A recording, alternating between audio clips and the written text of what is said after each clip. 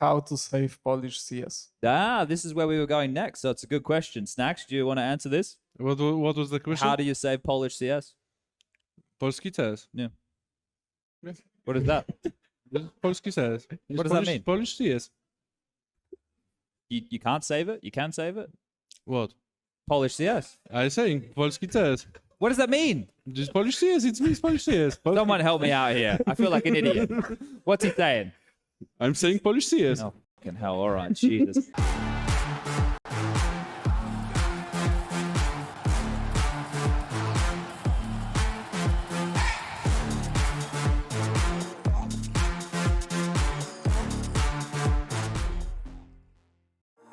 Finally, I found what I was looking for.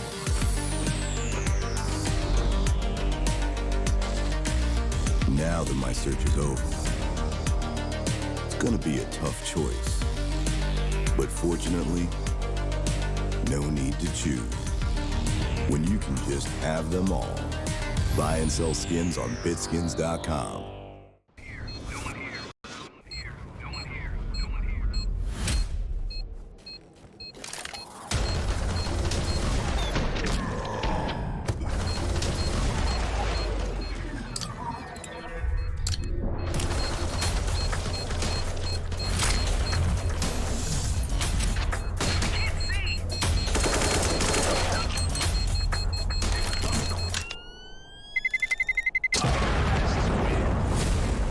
N1 Bet.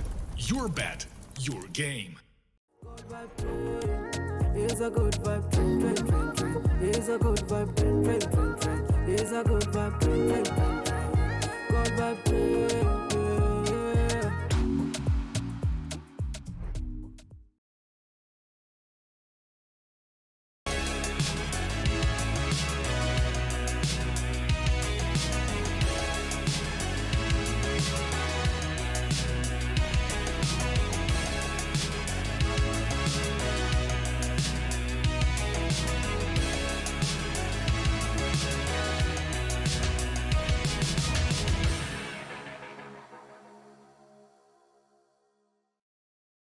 Ladies and gentlemen, boys and girls, Counter-Strike fans around the globe, welcome to Katowice for HLTV Confirmed. We're coming to you live and direct and hot and ready to trot on a couch. I'm sitting here. I feel a bit like David Letterman tonight. It's going to be a bit more of a talk show kind of vibe going on here. And I want to quickly thank our sponsors. We have a new sponsor. Maybe some people were paying attention. Not you guys. You wouldn't have seen it on the screen. Maybe with these headsets right here next to me, it gives it away. But we got a new sponsor of the show. It is SteelSeries. And HLTV Confirmed is brought to you by SteelSeries, proud sponsor of Counter-Strike since 2001 and the #1 wireless gaming headset brand. There we go. That's called an ad read. And I think right there, I'm going to get a couple of brownie points. Good job. Round of applause for this ad read. Thank you. Thank you. Worked really hard on that. And also BitSkins. You can get lots of skins at BitSkins. You can trade them. You can sell them. You can buy them. You can do whatever you need to do. But look, we're on the clock here tonight. This isn't going to be like a 4-hour special or anything. We're going to try and compact a whole lot into 2.5 hours Do you here. feel stressed? I do feel stressed.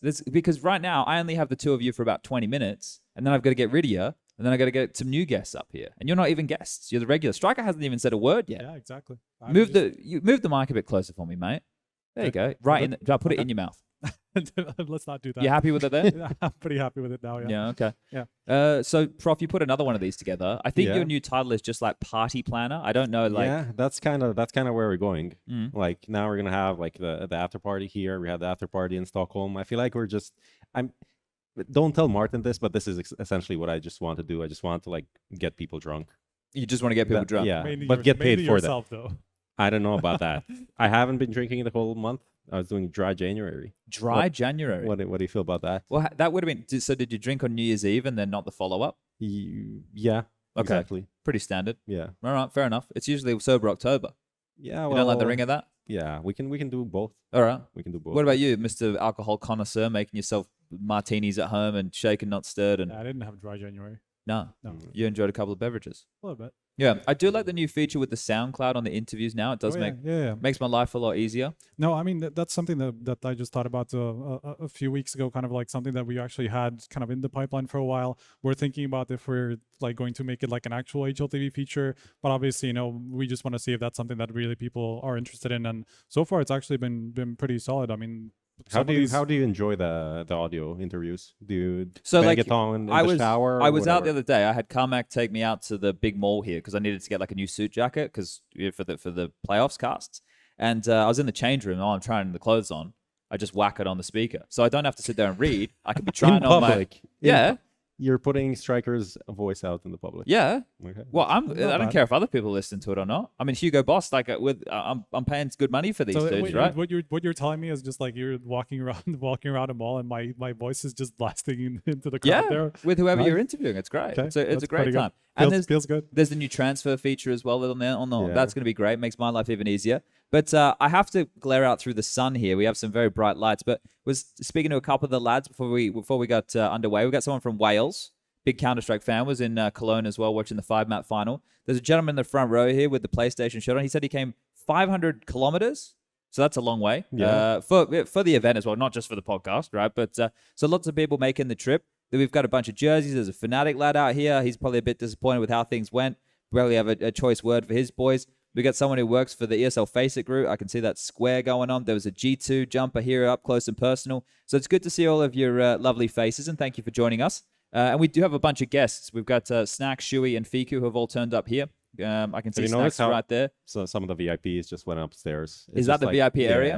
Yeah, it's just so natural that the VIPs go on like The elevate. elevated areas. Wow.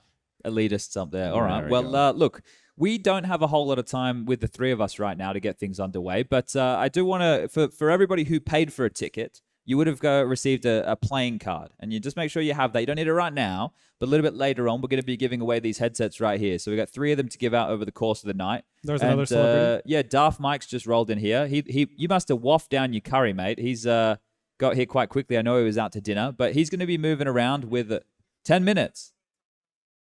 A Tally House play in 10 minutes. We've been talking, the Indian in Katowice, I don't know if there's any Katowice locals here. I'm sure there's a couple. The Indian food here is actually banging. And we have Blair as like Confirming an official. this, yes. There's a Mitt here as well. Bloody hell. Everybody's here today. But yeah, anyway, enough of the Indian food. Let's start talking about the counter because there's a little bit to dig into, right? So I wanted to, I did a tweet earlier today just gauging what people thought was the biggest winners and losers.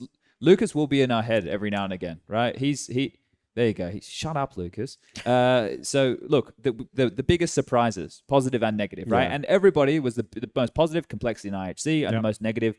Well, I guess that varies a bit. It really depends on who you support as a team. I know a lot of people are a bit disappointed. FaZe didn't make it all the way, but like Fnatic as well, they seem to bottle it a bit right there. Ents, right, who are now playing against Taz's team online. I forgot they existed for Right, there's a lot of names though, right? And we only really had the Blast Spring groups, so we had quite the closed off circuit of teams there, and now we've had our first look at a couple of other names. So Striker, is there any here we go. Are there any names that stood out to you? There's let's start with the negative and we'll finish on the positive because I think we all have a very similar positive here. I mean, outside of the couple that we've mentioned, I mean, FaZe would be the biggest one, I suppose, that didn't make it to the playoffs. But I mean, the one that kind of stood out for me and that kind of had, I guess, kind of like a secondary reason behind it would be MOUZ, and they were one of the teams that didn't play since the major, and so we had no idea what they were going up against, and obviously they went out after a couple of series, both of them close, but not teams that we would have expected to be kind of like playoffs finalists.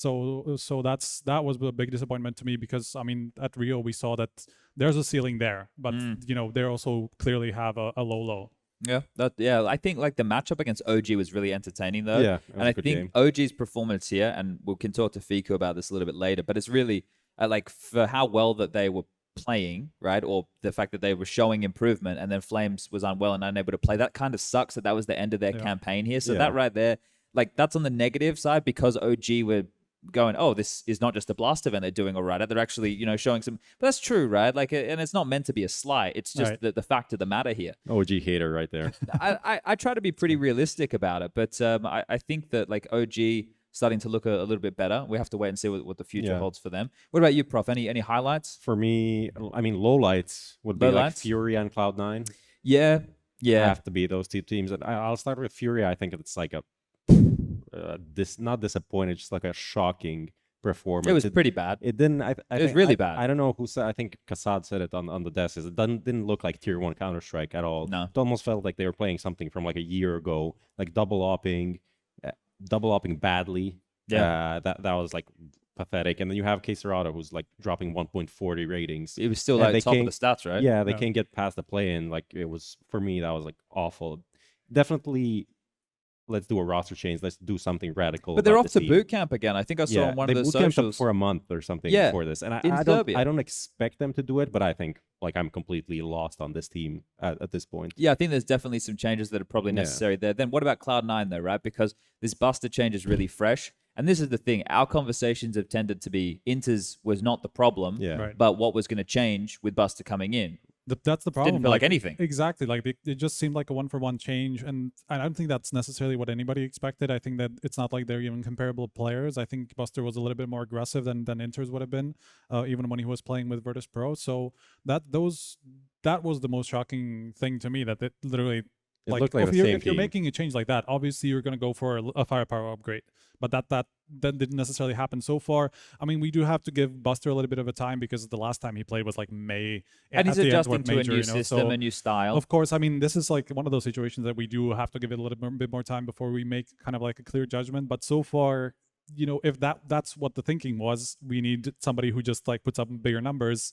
That hasn't really come through Yeah. because that's the only thing that makes a difference now if they're going to play the same role. Well, you can't be considered an elite level team if you're losing to IHC. And that's not Right. meant to be disrespectful to IHC. They just come from a region that doesn't get to play a lot of top tier Counter-Strike. And Cloud9 are meant to be a name who are expecting to go deep in an event like this, right? So I know the group was stacked and Right. you could have had a conversation Right, for it's a which... stacked group, But- but you exactly, lose yeah. to the worst team in the group, Right. right? So it doesn't really matter No. that it's a stacked group. I think you could see the difference between kind of like how FaZe dealt with IHC compared to those two teams, for example, Furia and Cloud9. Yeah. You know, FaZe, as much as they did get caught off guard as well on the same map as those other two teams, they actually did find a response. They were that team that kind of like took it into their hands and were able to win that matchup, even though they kind of found themselves in trouble. And then second map was just a blowout, you know, from FaZe. So I feel like that's like where you find the difference of like what team is actually elite and what's not between those three, let's say. Yeah, Lucas reminded me here to make sure I use my topic bar for everybody playing There at we go. home. Where'd Mike go, Lucas? Is Mike's there? Mike, do you have the mic? Mike with the mic, on the mic. I do. Mike I has can't the figure mic. out the unmute. Mike, but I want to start talking about Fnatic here, mate. And can you All go right. up to this gentleman right here? He's sitting in the second row from the front. All Could right. you ask him how he feels about Fnatic's performance? Because he might be like, yeah, you know, first event, or he might be like, nah, they fucking sucked. It was pretty good, actually. You thought it was good? Yeah. Yeah, okay. It was better than before. Okay. Or last time they made it to playoffs of the major, though. Look, how can you withstand the titans of complexity? Oh. yeah. True. See, Mike, you're helping him out here a bit. Complexity did play well. Yeah, they did. Hard to argue with that. Well, so do you look? But I thought Fnatic looked a little bit lost in the group stage as opposed to the play-in. They do, but actually, NA this time was good. Okay, I look, have to say. we'll get on the NA hype train. Look, Mike's happy with that. We can get excited about it. All right. So nothing negative about Fnatic here. We don't need to talk anything about G2 yet. We've got HooXi and Co coming on a little bit later here. Who else we got in here? I'm just trying to see if there's any merchandise that can get us moving and It was shaking. Red Bull. Yeah, well, we're not sponsored by them, are we? No. No. Maybe if they want to, they You can want to have a ask bit of a about chat. cars going vroom vroom? No, none of that. No. None of that. Okay, so I mean, we can kind of pick up like who's here who has a team in the playoffs. Raise yeah, your up hands. front Who row has- makes sense. Not that many people. There's a lot of people that have teams that have been eliminated in the group stage apparently. So Is everybody here going to be in the Spodek? We're getting some nods, getting some hands, getting some... Okay, but yeah, all right. Looks like most people. So let's try this. I should have said it this way. Is there anybody who's here right now who's not going to be in the Spodek? Holy shit. that's a few. That's some daddy fans. Okay, so you've come here because you couldn't get in the Spodek and this was the next best thing? All right, well, look, we'll take it. We'll definitely take it. The Spodek. Yeah, that's been Damn. for a while. I don't know. I don't look at those things. Did And they... it's always kind Spodek of, is kind of small, really. Yeah, it's sold out. That was what Luca was saying. Yeah. It's not like the biggest venue, especially because of the way they set up the stage and everything. Yeah. You kind of lose half of the... Well, half- it's not yeah, but that's what happens when we have these kind of arena Yeah. style, like the presenting type events. And the Yeah. stage is always very similar in the Spodek, right? I think it's quite like iconic with the Spodit. You know what you're going to get with that setup right there. So we know what to expect when we get to the playoffs. I don't know what else we got to sink our teeth into with how the event has run so far. Is there any highlights or? I don't know. I think Did you like the setup? Group stage setup was pretty cool for me. Like it was just fun to watch. There was a lot dynamic. I think some people would say like almost ADHD in terms of like there's constantly something happening. It's like, oh, this camera, this guy's walking in. Oh, look at the B stream check in, C stream check in. Just like, oh, Carmack is walking on the stage, whatever. It's like constantly something happening. So I guess for the Zoomers, that's really nice. Yeah, I think also from kind of like a schedule standpoint, you could tell that there was a difference because the days weren't as packed. We didn't have the triple stream thing going on, so we could actually follow much more of the action that we would have, like last year when we had Katowice, or even I think Cologne was still the same. Yeah, it only changed for this triple, one. And also the plane was a little bit spread out. Like just generally the matches were a little bit more spread out, so I could actually, like, working the event, I could actually follow quite a lot of the matches, which is sometimes gets tough when you have this many matches going on at the same time. I think one of the keys as well was that the A and the B stream seemed to get just equal love, right? Everybody was rotated between the quality was the same in terms of the setups that are available right there. I think that makes a big difference because when you're getting out to a C stream like you're highlighting, it's like, well, this is the shit games and nobody cares, right? And we don't want that, right? I think because we would have had HC on those games probably right? At some point, and we wouldn't have maybe been paying so much attention to them. We would have had some online mic quality, would have been people at home in their bedroom. It's not what we're looking for. So I was a bit jelly, honestly, like because I worked the event last year and it was like 20% of what it was this year, I feel like, in terms of and I was on the B stream, of course, for the most time, and the production there was not that great. Here, it just felt like the same thing, right? It just felt like one event, which it should be. Exactly. Right? So some very nice like quality of life upgrades there. What did you guys think about the timer they were doing on the smokes in the third person POV? It was pretty useless. Just gimmicky. Yeah, I also didn't seem like I mean, there was never a situation where I was like, okay, that's actually useful information. I think it'd be better in first person. At that point. Yeah. I mean, if it was first person, because like very rarely do you see kind of like that happen in the third person. I mean, we're also kind of nerds, so you just know when the smoke is. Yeah, but that's because we're hardcores, though, right? You just understand it that whole time. But I never saw that and thought like, oh, it's gonna go out now or something. Yeah. It didn't really make a lot of sense for me. Fair enough. What else has really been happening? It was more compact. We don't have a 4-day break this time, right? Normally with these events, we have a 4-day break. This time it's only 2. So Wednesday we're week into this with everybody here. And then tomorrow, Thursday off. They're finishing building the arena. I've been in there today. Right. And then we get back underway Friday, Saturday, Sunday. This is the only thing with these type of events that I would change. The only thing I would do is I would make it 8 teams into the playoffs instead of 6. And I would make it so Thursday, Friday is a smaller venue, right? Let's say 2,000 people, right? Or 1,000 people, something like that. And then the semifinals and the finals are in the arena on the Saturday, Sunday. Like for the big spectacle, yeah. Yeah, and just like Kinda ramp makes up into it. But then it's more space, more having to build of different stages and shit. So I don't know. Maybe that's not something possible anytime I think soon. we didn't really talk about FaZe, right? I think no, we didn't. Everyone wants us to talk about FaZe. Are we going FaZe. to talk about FaZe later? Let's talk about FaZe now. Where do we start? I mean, first of all, I think it's a little bit of a harsh event for them just because of the group. I mean, the two teams they lost to were G2 and Liquid, right? And that's the number 1 team at the moment. I think number 4 is Liquid, who they lost to. So as much as obviously we were expecting FaZe to get back to that level that we saw from them like the first half of the year, it's very difficult to be harsh to them because that like they were a few rounds away from beating Liquid. Probably were in a position where they even should have beaten Liquid, to be honest, because they almost pulled off that comeback at the end of Mirage, right? So as much as people look at this and say, okay, well, FaZe aren't like world beaters. Yes, they're not. Obviously, they lost to 2 different teams, two teams that not necessarily aren't like an Astralis type team, that they're just like dominant super much. So I think that's where I'm kind of standing with them. Obviously not the team that we've seen, but still not like the end of the world for them at the moment. I feel like Chad wants to be harsher. Of FaZe? On FaZe, yeah. No, I don't want to be harsher, but what I do want to present is the concept that like Carrigan teams are good for 6 bursts, months, right? And then this whole idea of them like dropping off.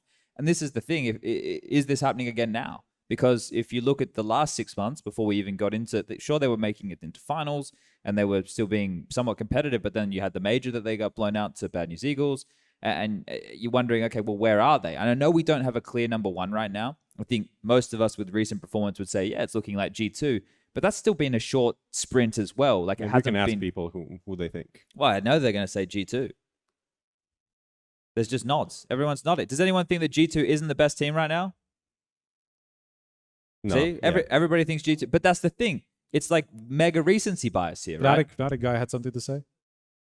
Heroic? Heroic. And Heroic is the next best conversation Yeah, point yeah, right there. 100%. And you think about the tail end of the year for Heroic. Well, they played the World Finals without stavn, right? And then they started this year a little bit slower. So for them, if they didn't, it's actually I was talking to Cadian today, doing some content with him, and he said he wondered, if they had played that event with stavn and they're at full force and they hadn't had the losses that they'd had, would they be the ones coming into this year with all of that kind of confidence? And look, it feels like an intangible, right? But the fact is, like, confidence plays a huge factor, and you can see it in the way that G2 are approaching the game. Some of the moves that they're making and some of the plays that they're happy to go for, it's just confidence. Bro, I spoke to HooXi and I even asked him about it because I saw what kind of plays they're making. Like this is not like super team Counter-Strike or like super even team play, because a lot of the time it's just HooXi running up banana and just like taking space alone without any sort of support and just being cocky about it, kind of like just knowing that they will win eventually, So that's kind of like what allows them to make a lot of these plays. m0NESY and the way that he ended Inferno against Navi, that's just like a mega cocky play. Like nobody does that basically, like unless they're just confidence is sky high.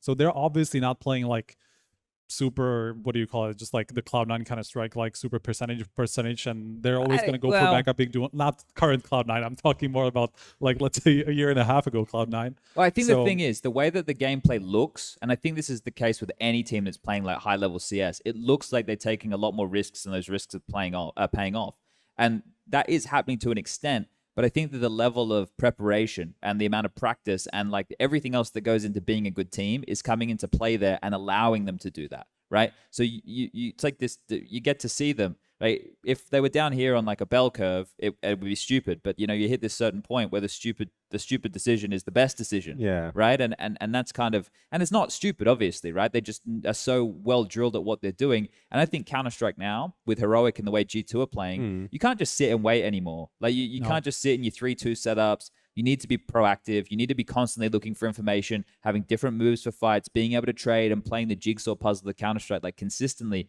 Otherwise, you're fucked. But yeah, I think if anything, like this kind of shows how G2 are like entering this new era for themselves, where because the aura around them is literally that they are the best team in the world. The way that I'm looking at how they're playing the game, like they are that team that will just like take fights across three different areas of the map. And we saw things like FaZe do things like this because they know they are that individually good and they can get away with it, So, or Navi even, like they had so much like individual power that they could do these things, And so that I'm getting the same vibe from G2 at the moment, where they just know that they are the best team at the moment. Like the amount of 2v5s, 3v5s that they won, insane. Like it shouldn't happen. It really shouldn't happen, but it just happened very consistently. And it so was you even can't really like, write it off as a fluke or something. And right? it was against teams like FaZe. It's not like there was just like they were doing that. That against, FaZe like, game was like insane. The nuke map was probably the best map of the event so far. I think that's not even close. There was some entertaining Counter-Strike. I think like OG's series against MOUZ had some like when degster, like degster, that guy's just clutch, right? Like you watch him play, it's insane. Now look, gentlemen, it's already 20 past 8. So here's the thing, everybody, and this is for the people playing at home as well. We have 7 guests that we need to get through here tonight. So right now, we're going to be saying goodbye to Striker and Prof temporarily, but I need myself 1 Snax, I need a Fiku, and I need a Siuhy. So, and not the Australian kind. So if we can get them up here so I don't have to sit here and pedal on the mic and feel for way too long and seem like an absolute clown, that'll be all right. We're going to actually do Polish lessons. So they're going to teach me today how to speak Polish. And we're going to see if we can do it in about 40 minutes. Because at 9 o'clock, change the bar. All right, I'll change the bar, Lucas. At 9 o'clock, we're going to have a quick little 5-minute intermission. Look at this. Getting a round of applause. Come on up, boys. This way works. This way works. Wherever you want, Snax, mate. Take a seat. How you doing, man? Oh, damn. All right, cool. How you doing, mate? I like the standard handshake. Hey, boys. Thank you for joining us here tonight. All right. You're going to be able to hear yourself in the headset, so I hope that doesn't freak you out too much. It should be just here. Where are we at? What's Prof done with the place, mate? He's stitched you up. All right. Can you hear me, Fiku? Yeah. Yeah, you can hear me? Yeah, I can. Nice, Siuhy? Yeah. Mic check, mic check. Snax? What? We're going to start this is it. We're starting a new Counter-Strike team. All right? So the 4 of us, we need a 5th. We'll pick one here today. Who do we want? Whatever. Okay, fair enough. We're going to win anyway. But seriously, guys, here's what's going to happen. Siuhy, Fiku, you two are going to fight to the death. The winner will get to join Snax's team because MOUZ just left. What happened? I don't know, actually. I just wake up, like in the morning, and they said, he's not gonna play with us anymore. So that was like 2 days ago. Yeah, I think so. Maybe 3 even. Yeah. What's going on there? I don't know. Was he even any good? Actually not. He was the in-game leader? Yeah, he was. Okay. So you think it's good or bad for Sprout? Yeah, it's very good. Yes. Yeah. I would say. No. They're playing right now, or at least they were. Let me double No, check. they lost already. They lost already. Oh, shit. Okay. They lost to 9. Okay. All right. All right. No, but so here's as far as my Polish goes, boys. You ready for this? I've got dziękuję, dzień dobry, and kurwa. The bird is the best. Yeah. That's all The I classic. got. That's The all I got. classic. That's all I got. Pretty good. Yeah. No, but for the two of you, right? Like, look, let's be honest. Me and Snax, we've been here. I remember because I was playing. That's how fucking old I am. Back in 2014. Do you remember the party that was here? I wasn't on this party. You didn't come. No. I swear Taz came and Yeah, Bialy for sure. but you didn't come. No. You were too busy thinking about the win. Yeah, of course, I was watching a lot of demos, back in the days. Really? Of course not. But were you boys watching back then? Were you into Counter-Strike back in 2014 when VP won? I think I wasn't watching it No? like live. No? Yeah, I don't think I was watching it either. Okay. So I mean, I wasn't into the scene back then. okay, so I think I was just starting out. when did you start playing Counter-Strike? Around 8, 10 years. Yeah, Okay, between but 8 you to 10 wouldn't years have been ago. watching the. Okay, fair enough. Fair enough. I was learning to play. All right. What about you? I don't know actually. Probably like I was 11, 12. I was playing 1.6 Yeah. most of the often, and then I was playing CSGO, but I had tragic PC. Okay. So I was playing at 30 FPS, matchmaking with my friends, and basically that's it. And after I earned money for a new PC, then I started playing more and more. All right. And then you're able to get 100 FPS. Yeah. Yeah. All right. All right. There's baby steps right there. Fair enough. Now, look, gentlemen, I think one of the keys here today is Polish Counter-Strike. Now, the two of you play for international teams. You've been trying to bring Polish Counter-Strike back for the dead for fucking 4 years, mate. And you haven't had any success. What's going on? Bro, there is no way to bring it back. There's no. Okay, hold up. We want to fill people with some hope here. What do you mean there's no way? No, actually, we have 9. That is winning versus Proud today. Yeah, That's true. Maybe also Honoris can take ENCE today. Yeah. Because they are playing. You can check the score. They maybe? were playing, yeah. They won Yeah. they won one map against ENCE. Ooh, they're 14-11 up on Nuke, and they're on the T side. So I don't know why we are talking about Polish scene. Like you can see, we mostly could have like soon two teams in EM. Yeah. Brazil. So. But it's okay, so grinding back up. But I think the conversation a lot of the time is like it's musical chairs. Like you have these rosters, and then like because you came from Ago, right? Yeah. I remember when that Pro League season, you were like with Milky and stuff like Yeah, that, and you yeah. were. I remember you were like a Deagle round on Mirage, and me and Machine were casting. It was sick. And then you went to OG, and then you got this guy right here who's coming with the MOUZ Academy roster, and you were with an international team as well. Why? Like, well, for you, I understand why you went to OG, but how did your story of getting to an international team go? Why did you not find yourself in-game leading a Polish team? I mean, first of all, I think so. My English was always good because I didn't live in Poland. I used to live in Northern Ireland for Okay. a long time, so I was very fluent in English. And I think starting off in CS, even when I played in Izaka Bors, I was sort of like becoming the second caller, and it came naturally to me. Okay. And because my English was just going along with it, I mean, I got the opportunity to test or to play in MOUZ NXT, and that was the first time I got the opportunity to play as an IGL. And I was like a bit skeptical about it at the beginning, but then I mean, like, why not try it? My English is good. I mean, it's a new opportunity, and I think everyone from Poland would, at that point, wanted to go international anyways. Okay. So for sure, it was like a yes for me. All right. All right. Well, this is what I want to do, boys. Before we get too stuck into these type of questions, Lucas, are you ready with Skinionaire? Don't leave me a dead air. You need to say, yes, Chad, I'm ready with Skinionaire. Yeah, all right, he's ready. So I'll try. Now, you boys, I don't know if you've seen what we do before, but we do a quiz. Now, the quiz will be about you guys, and you guys are going to answer it together. Now, if the question is about you, you can't say anything. You got to let the other two work it out here. But as it goes, I'll change the topic, mate. Give me a second, all right? I'm trying to juggle a lot of things over here. So we have 5 questions. They're going to be multiple choice, okay? Now, at home, everybody in chat can start typing BitSkins, and I guess you guys in the audience, if you want to bring out your Twitch chat, you can do it as well. But in the audience, I gave everybody, they have a card, right, from this deck of cards. Once we finish this quiz, I'll get you, Snax, to pick a card. Like, you can say whatever you want, you know, ace of hearts or whatever the fuck, and then they'll win one of these headsets. So we're going to give away a couple of goodies here, right? You're sponsored by SteelSeries. This works perfectly for you. They're going to love it's it. amazing. OG are going to love it. They're going to love this right here. It's going to be fantastic. All right, you boys ready to get stuck into the quiz? Everyone happy? Yeah, of course. All right. Lucas, we good? All right, let me give this one a refresh. And we're going to get into who wants to be a Skinionaire with Snax, SPUNJ, and Fiku. I've never done it with 3 people before. Oh, sponsored by BitSkins. See, there we go. We're getting everything in here right now. It's all popping off. All right, question number 1. We should dim the lights. We should make this whole bit more intimate. When was the last time there was a Polish team in the playoffs of Katowice? Was it 2014, 2016, or 2018?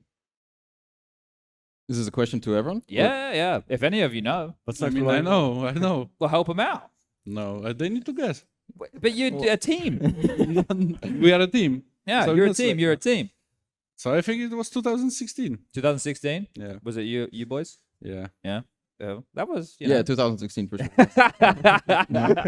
All right, we're going to... They knew it. Of course they did. They were just testing me, you know. We had it. Yeah. All right, we're locking in B, 2016. The correct answer is 2016. How far did you go?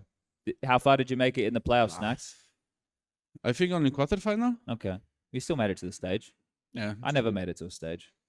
Me too. Yeah. I mean, Mate, I'm retired. I can never make it to a stage. Not You still you. got a chance, though, you know.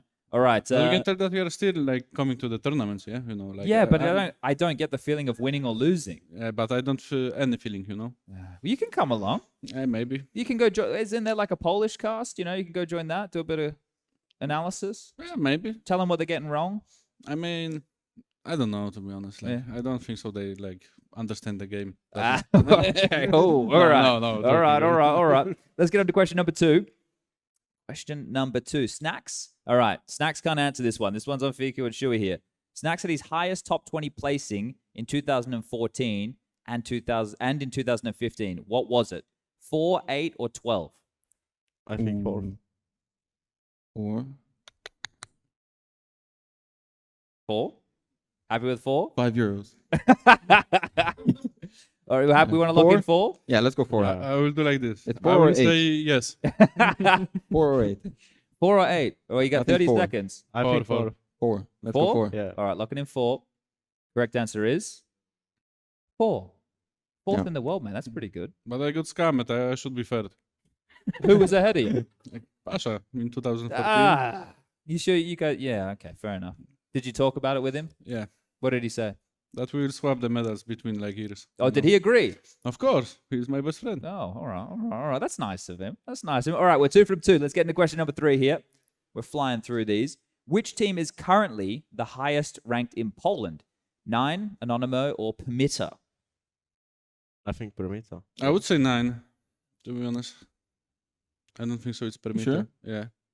100%. I don't know. No. It's 1999. I think it's Permita, but I'm not sure. Like it's like guess. But It's 9. But maybe Anonymous.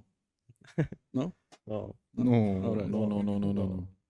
9. 9? 9. All right, we'll put in 9. We'll back I Hades would put boys 9. in here. 9. Let's see. What do we got? Correct answer, Lucas. We need sound effects here. 9. Oh, All right, nice. 3 from 3. We're Nice. smashing this. Permitter, Good. you know, do you guys know much about the Permitter players? But they kind of came from nowhere, right? They ground their way up through ESCA and stuff. Yeah. And then they won the national championship. I don't know much about them, to Yeah? be honest. Like, I don't know the players. Like, They have a guy called person. SNX. Yeah. Yeah. I think it's like maybe some brother from another, you know. Yeah, or he thinks, you're his idol. Yeah, maybe. That could be true too. All Or right. maybe it was just a troll nickname, you know. Oh, fair enough. All right, let's get into question number 4. We're going to get 100% here. I'm very confident in this. Prof's giving you guys some nice questions today. Normally he's pretty mean. Question 4: how many back-to-back Academy League seasons did SPUNJ win with MOUZ NXT? All right, Fiku Snax, this is up to you too. I would say 3. Yeah, me too. Did you guys watch the Academy League? Not course, much. Not of much. course. Yeah, Welcome yeah, to- you were loving it. Yeah. You're watching Head Trick and Monacy. Yeah, and of course. SPUNJ over here. You need to learn from youngsters. You know? Yeah? Yeah, anything you 3, take? yeah?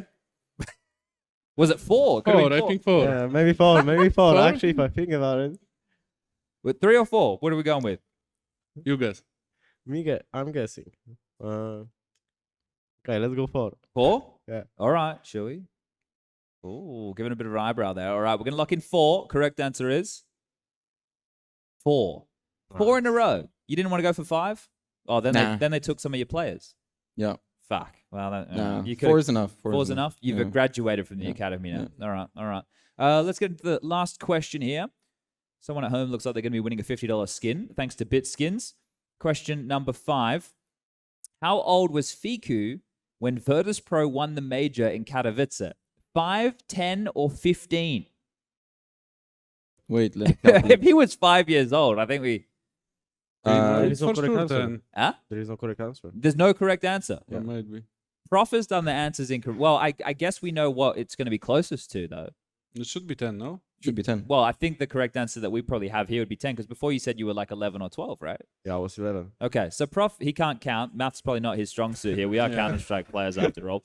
But we'll lock in 10, and the correct answer is 10. All right, great stuff, boys. We're going 5 from 5 right there. You guys have smashed it. Let's get a round of applause for that one as well. What do we win? Well, you guys win nothing. Oh, you, nice. You, So you, nice. You Wait, win. what? You play for everybody else. But you said something different before the, like, you know, Yeah, podcast. yeah, Well, when you, when I called you and asked you to come here, right? Yeah. No, we'll sort it out after. Okay, But what I need you to do for me right now, I need you to pick a card. Well, oh wait, hold up. I got to read the name of the winner at home. Haven't Luke? Bruce Turnbull.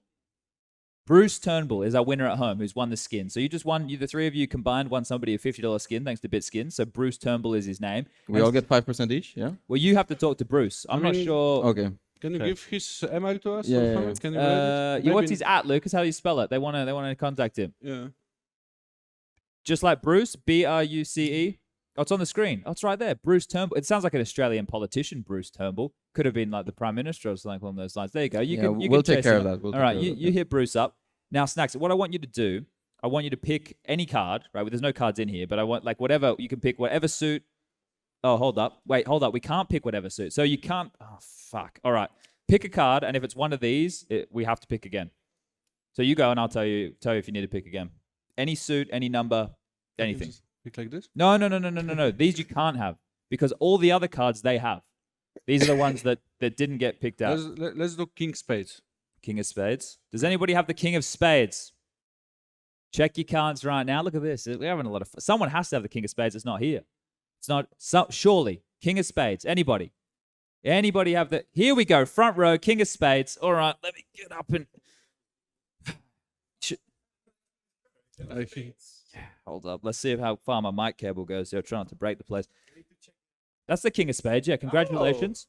Great. You've just won a SteelSeries headset, wireless one, and yeah, congratulations. Yeah, we're gonna split- Wonderful. we're gonna Thank split you it very much. 50-50. Yeah. Thank you I to the knew- series. I knew- Yeah. Wait, you need a new headset, do you, man? I knew this guy before. Oh, yeah? You rigged it. It's fixed. The King of Spades. All right. Well, that's the first headset we've given away. We're going to give away 2 more tonight throughout the course of the show. But there you go. We've given away some skins. We've given away some headsets. And let's now talk a bit more about the Counter-Strike here. Now, Fiku, mate, I think we'll stick with you here for a second. And your mates here can ask you a couple questions as well. What happened to Flames? He's not well. Yeah, he's sick. Like, you guys were having a pretty good run. And then he was sick and you had to play with Rugger. How was it playing with the coach? Insane. I love him. You love the coach? Yeah. Okay. He's But funny. I think it's important we ask why is he sick? Because of who? Because of me. Because I'm sick also. Really? Yeah, I was first one that got sick. So now we're all going to be sick now. Yeah, do you want to swap? No, I'm good here. But this event was going better for you guys. You had that really intense game against MOUZ. Yeah, I was playing with temperature. In the game? Yeah. Fuck, okay. I had a fever. I was dying at the last map. But you had to stick it out because otherwise you would have needed 2 substitutes. You needed Kakafu and Rugger to jump in. No. Vladdy would have jumped in. We had the deal that if I will say that I'm feeling really bad, Marek just will come because I had more time because I knew that I'm sick after first game. Who played at the first game that we won? I can check. Hold on. MOUZ? My memory's good. No, MOUZ was second game. MOUZ was for yeah. MOUZ was in the group stage, right? Yeah. You guys had to come through the play-ins. Let me find your matches right here, just so we get it all up to date. Maybe Fnatic. So you played, you beat Sprout, 1916. That was the Inferno game Yeah. where you guys kept doing the apps pops and they couldn't defend against them, right? And then I was casting out. Then you beat Fnatic 2-1. You fucking owned them on the second 2 maps. And when I woke up after Fnatic game, I basically had a fever and I couldn't move. Really? Yeah. So great. We're all fucked here. Yeah. All right. Yeah. No after party. Cadian's been sick. Fiku's been sick. Flames has been sick. I mean, you are in Kindred's Poland, sick. so Well, everyone just gets sick. yeah, because of the air. Like Yeah. Seems pretty good for me. I've been coming here since 2014. I'm okay. Yeah, because we are used to it already. Yeah, I You know, basically you need some live here. time. I to take- basically live here.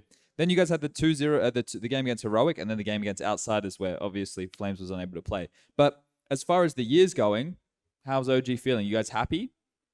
I think it's okay. Our main goal is like RMR. Okay. So I think anyway that we're gonna qualify to RMR. But if not, then I think OG will be mad. OG will be mad. Yeah. Yeah. And then you make a Polish team. Yeah. With Siuhy in game leading, Snax here. No, I'm already retired. You playing in Let's Cook? Yeah, but you know, Fun team. yeah, we can call it like this. Yeah. Yeah, I'm playing with a coach, you know. So you are the coach? No. But there's a coach in the team. Yeah, Who's the coach? Bogdan. You know Bogdan, the Polish prodigy. You don't know Bogdan? I don't know Bogdan. It's a pretty good name. Yeah, of course. He's an up and coming talent. Oh yeah? Yeah. He's been doing it for years. Yeah. Yeah. All right. It's pretty young, you know. How old is he? I'm 14 around. Fair enough. All right. Well, so are you going to try and qualify for the major Snax? Of course. With this team? Yeah. Why not? I don't know. I mean, like, we have a secret weapon there, like a Bogdan, who's going first, you know, dropping some guns. You know, like, we watch Outsiders. Yeah. You know, on So he's Major. just Angie. Yeah, kind of Sanji, you know, James, so he can drop off everything, jump in, you know. Have all the fun stuff. Yeah. All right. And then I guess we got to touch on GamerLegion as well here, Siuhy, because things have been not going great since the major. Is that a fair summary of the situation? Yeah, I mean, clearly, if you look at the results, especially at the beginning of this year, I mean, we've not had the best run. I think it's because partly on the fact that we wanted to do a little bit too much and force a little bit too much stuff in the team. But I think like recently, I would say like a few weeks back, we kind of realized that, and it's something we're working on. Yeah, and I mean, that's pretty much it. I mean, like, if you look at the history after a major, you have that bad run, right? So it's kind of normal. But I think we kind of avoided, like, we tried to avoid that with the player break, which was kind of in like the right timing for us. Sure. But I mean, I guess that didn't work out, and then yeah. Okay. It happens. Yeah, so I guess for everybody here, right, in different variations, they have Bogdan, the secret weapon. You have the post-major lull. OG have to get Flames feeling better, Viku as well. But the major seems to be the focus, right? And that's going to come around really quick. We got the open qualifiers soon. You guys are in the closed qualifiers, though, right? I don't know. You should be. I guess. I think we I don't should think be. it's known yet. Yeah. It's not known yet? But we don't know. because it's still moving around, right? Because it's the Valve ranking. Okay. Well, what I want to do, I want to get some people here because I assume we have a couple of Polish fans here, so maybe they have a question for you guys. Mike on the mic. Where are you, Mike?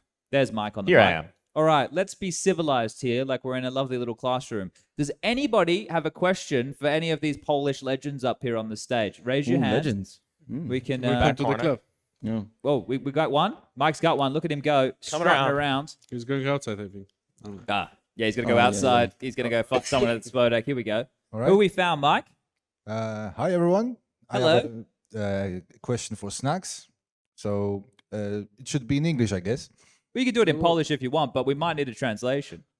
You don't need a translation. I will ask in English. Thank you. Snax, since you've played with Ens in the major, did you have any offers from the top teams in the world? Yeah, I got some, but the offers wasn't that good. Like, it didn't like. How to say it? It was like not the roles that I wanted, like in the team, and also it was hard for me to choose between because it was like a lot of talks. I would say that I got offers from 2 teams from top 10 for sure, a little bit more from around like top 20, but I didn't find myself anyway in the teams. So you need to stand in for someone else. Yeah, maybe. And go again. Yeah. I hope so. Well, if we wanted to sell Snax to the world, you just said you were kind of retired, but do you want to play in the top level? What's the situation? What are we looking at here? Like from my perspective, how it looks like in CS, it's like whenever you have a good team, like I can give you an example. Like it's when was NIP on the top, you know, like the Getra was really good, and when like you have the role like me, so if the team is not like performing well in the map or like overall like as a team, it's pretty hard to play as a lurker. And also if you don't have a teammates that they understand that really that how you to play the map, and the lurker don't understand it as well, it's pretty hard to find like the best solution for all the players in the team. So like going back to your question, it's I would like to play in team for sure, like to win some tournaments again, but it's hard. And obviously I know my limits also. I mean, like probably like Dallas show that I could do some damage again. Like I probably can play still, but I also understand that if it comes to the teams and they need to take some guy, for sure they will take younger guy. Yeah, it's like normal thing in the world. So yeah, I mean I would like to play, but if will never somebody know. needs to stand in for an arena event, you're probably better than a younger player, right? Yeah, I mean, You want to be a full-time stand-in? You could be the Mr. Sixth. yeah, maybe this is the way. But also, what I can say that mostly when I was playing, like on the tournaments, it was the best for me. Like I was performing good on the tournaments. So like online, you can see like even in VP back in the times, it was like we were playing SL Pro League, I feel like. Yeah. And we lost the full SL Pro League group stage. I remember. Then you remember the Yeah, story you with got- inviting, yeah, then yeah, some yeah. voting, and stuff. And we still lost, but we're still there. Yeah, so for us, as a VP back in the days, it was really hard to play online. Okay. And I feel like myself still, it's better for me to play offline because I feel like how to say it, like, I don't know, like this fire, like it's coming to the tournament, you're only focusing on the game. So it's so much better for me because after that much years of playing in the scene, it's a little bit harder for me to focus in home, like it's so much different. And yeah, so. Okay. All right. Well, on the market, but kind of not on the market. So semi on the market. All right. We got any other questions here? Got one here in the second to front row. Where's Mike gone? I'm Here he coming. is. No, I always lose you, Mike. How we doing, mate? I have one question. Which Polish team do you think is the best right now? Because I think it's between three teams, right? It's Nine, it's Honoris and Illuminar. And by the way, Honoris won 2-1 against. Damn, there we go. Live updates. Look at this. All right. I guess all of you can probably contribute in this answer here. Who do you think, Fika? Who do you think is the best team? I think right now 9. Okay. It just because of Hades? No, because their recent results. Yeah. Okay. Okay. Shuey? I think the same. 9. I mean, they've been doing pretty well. I think they won as well, right, today? Yeah. Yeah, and then, but I think like Illuminar is doing really good as well. Who's an Illuminar? I can't keep up. Polish Counter-Strike is always changing, boys. It's that every time I look, like these guys have always chopped and changed a little bit. Do we know who's in Illuminar? Tao, Masked, Zan, Jeez. Morals. and Morals was MVP for a while, wasn't he? Yeah, he was. Instead of me. Yeah. That was towards the tail end. That's when everything, like 2018 or whatever, right? Yeah. Yeah, that was desperate VP times, wasn't it? That was fucking grim. All right, so you think 9 as well, Snax? Yeah, I think so. Like, as I can say, because I was playing with K, Killer, Minio before. Yes. And also Oleg a bit in NES. So I would say they're pretty good, like overall, if it's come to knowledge of the game. So yeah, I think I will put them on top 1 on Polish scene. But also, I would say that Illuminar is playing right now pretty good. You can see, of course, the results lately. And if you Honoris is also 1 versus Ans, that they are for sure. Kind of crazy, right? Yeah, I mean. Taz still going. Still cracking away. Yeah, if he's playing till these days, so I have still like around 6 years then. Yeah, why not? Yeah. But what about, what were they, Los Kogutos? yeah. Los Kogutos. Yeah, yes. they're chickens, right? Or was it Yeah. roosters? Yeah, What yeah. happened to them? They're still there somewhere. Still there somewhere. All right, just like all of us. Just like all of us here. All right. Any more questions? Oh, one in the front row right here. I can see stavn and TeSeS have trickled in here as well. They've come to say hello. Maybe they have some questions. They could ask Here we one to go. Fiku. Where is Coming in. Mike with Mike? He's coming. Mike with Mike. Yeah, hello. What's going on, Mike with Mike? Mr. G2, What's hello. going on with me? Yeah. Yeah, hello. I have a question for Fiku actually, Yeah. because I'm from Czech Republic, so naturally I follow NEOFRAG. Oh. It's kind of silly question, but how is it possible that this guy is a little bit absent on the first map just to deliver on second and third like a god, like absolute god? How does he do it? I mean, he always turns up and is like really godlike.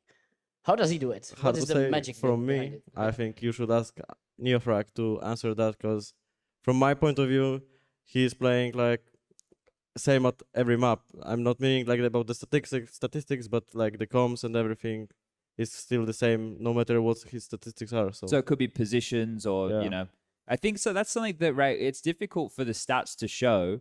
If a team comes to your bomb site a lot more and you Yeah. just fuck them up, you're going to get a lot more kills, right? But if you're constantly rotating in or things are a bit harder, but I guess that's one of the things that when we look at it as fans or even from my side, when you go back and you look at matches, certain players look inconsistent. But in the server, right, you're saying that everybody, NEOFRAG especially, is contributing consistently. So everybody in OG is delivering, or is there anybody in OG who's inconsistent?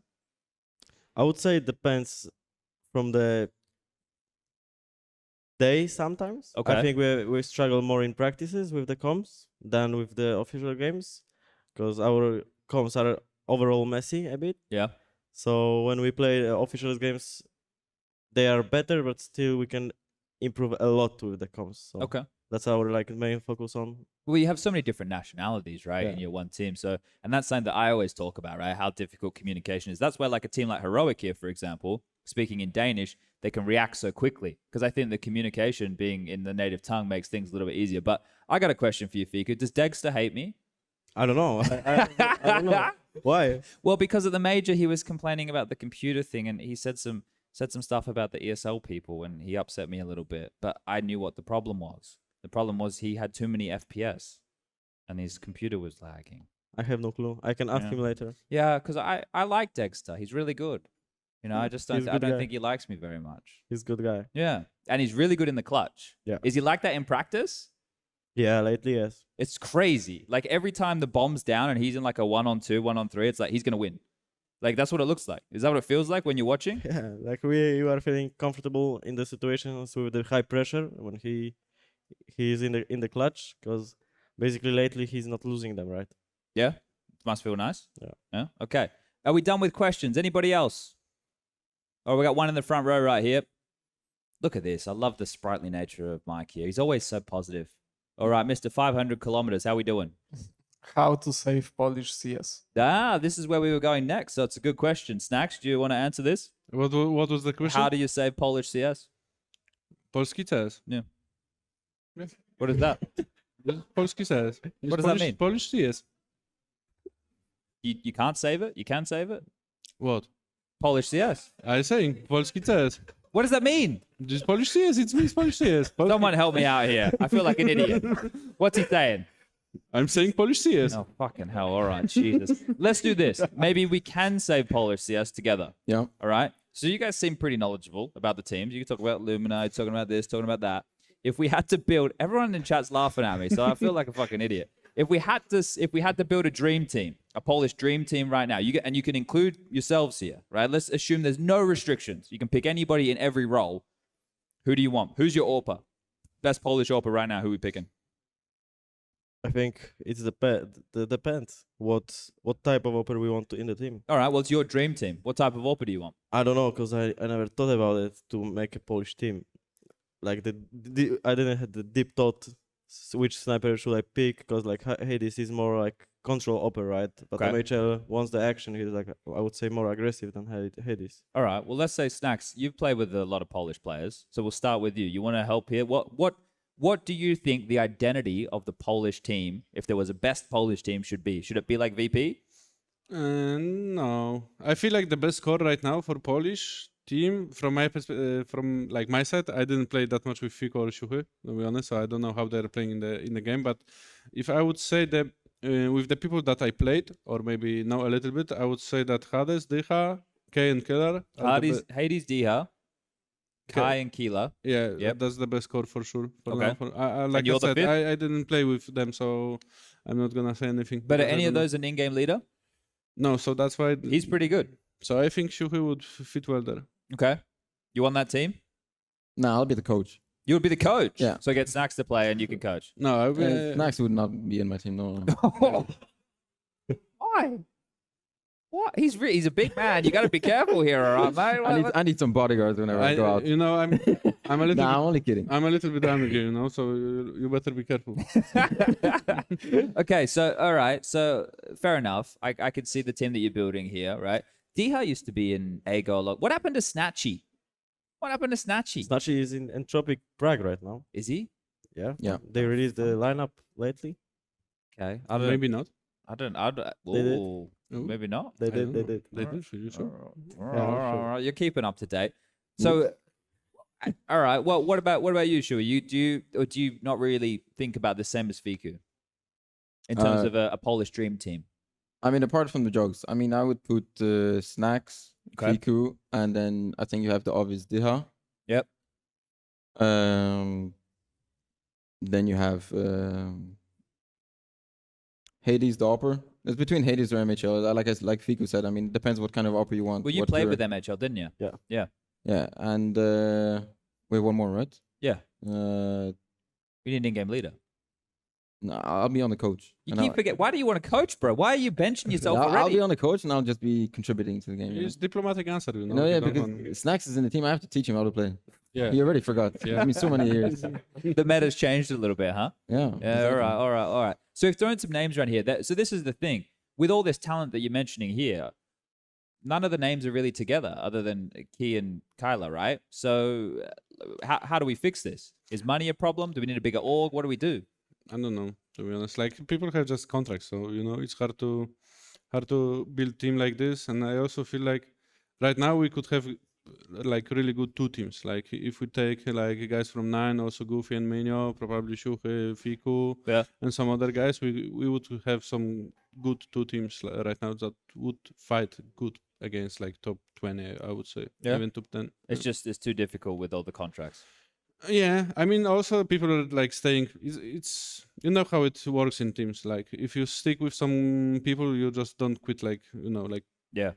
Is there much politics in Polish Counter-Strike? Do people not like other people? Is that like a common I thing or think, not really? Like it's everywhere. Yeah, it's not hard like to avoid. Yeah, just human nature. Yeah, I feel that. I mean, I would say like back in the days in VP, we had a lot of fights.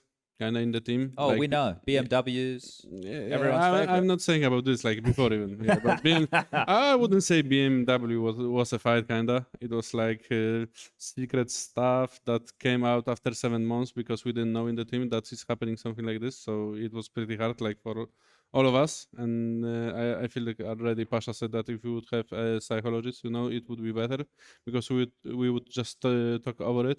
Yes. But without it, it was pretty hard, and also like we got some groups.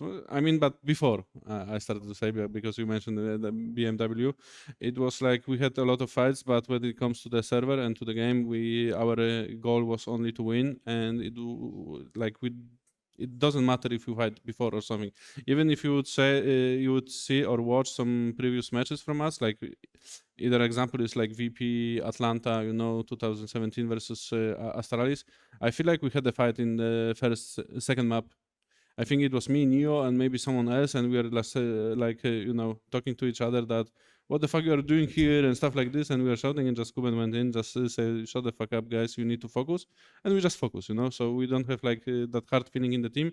Outside it was a little bit more, but when it's in the game, if we had like I would say that Kuben who is like saying to us to just chill a bit, it was working. Yeah. Okay. So I would say if you just don't put together live and game, it's so much better because you just need to focus on the game, and it doesn't matter who you play. And this was my way, kinda. Like I just closed everything out of the game and just focus on the game. Okay, easy. What's Bialy up to these days? Playing PUBG?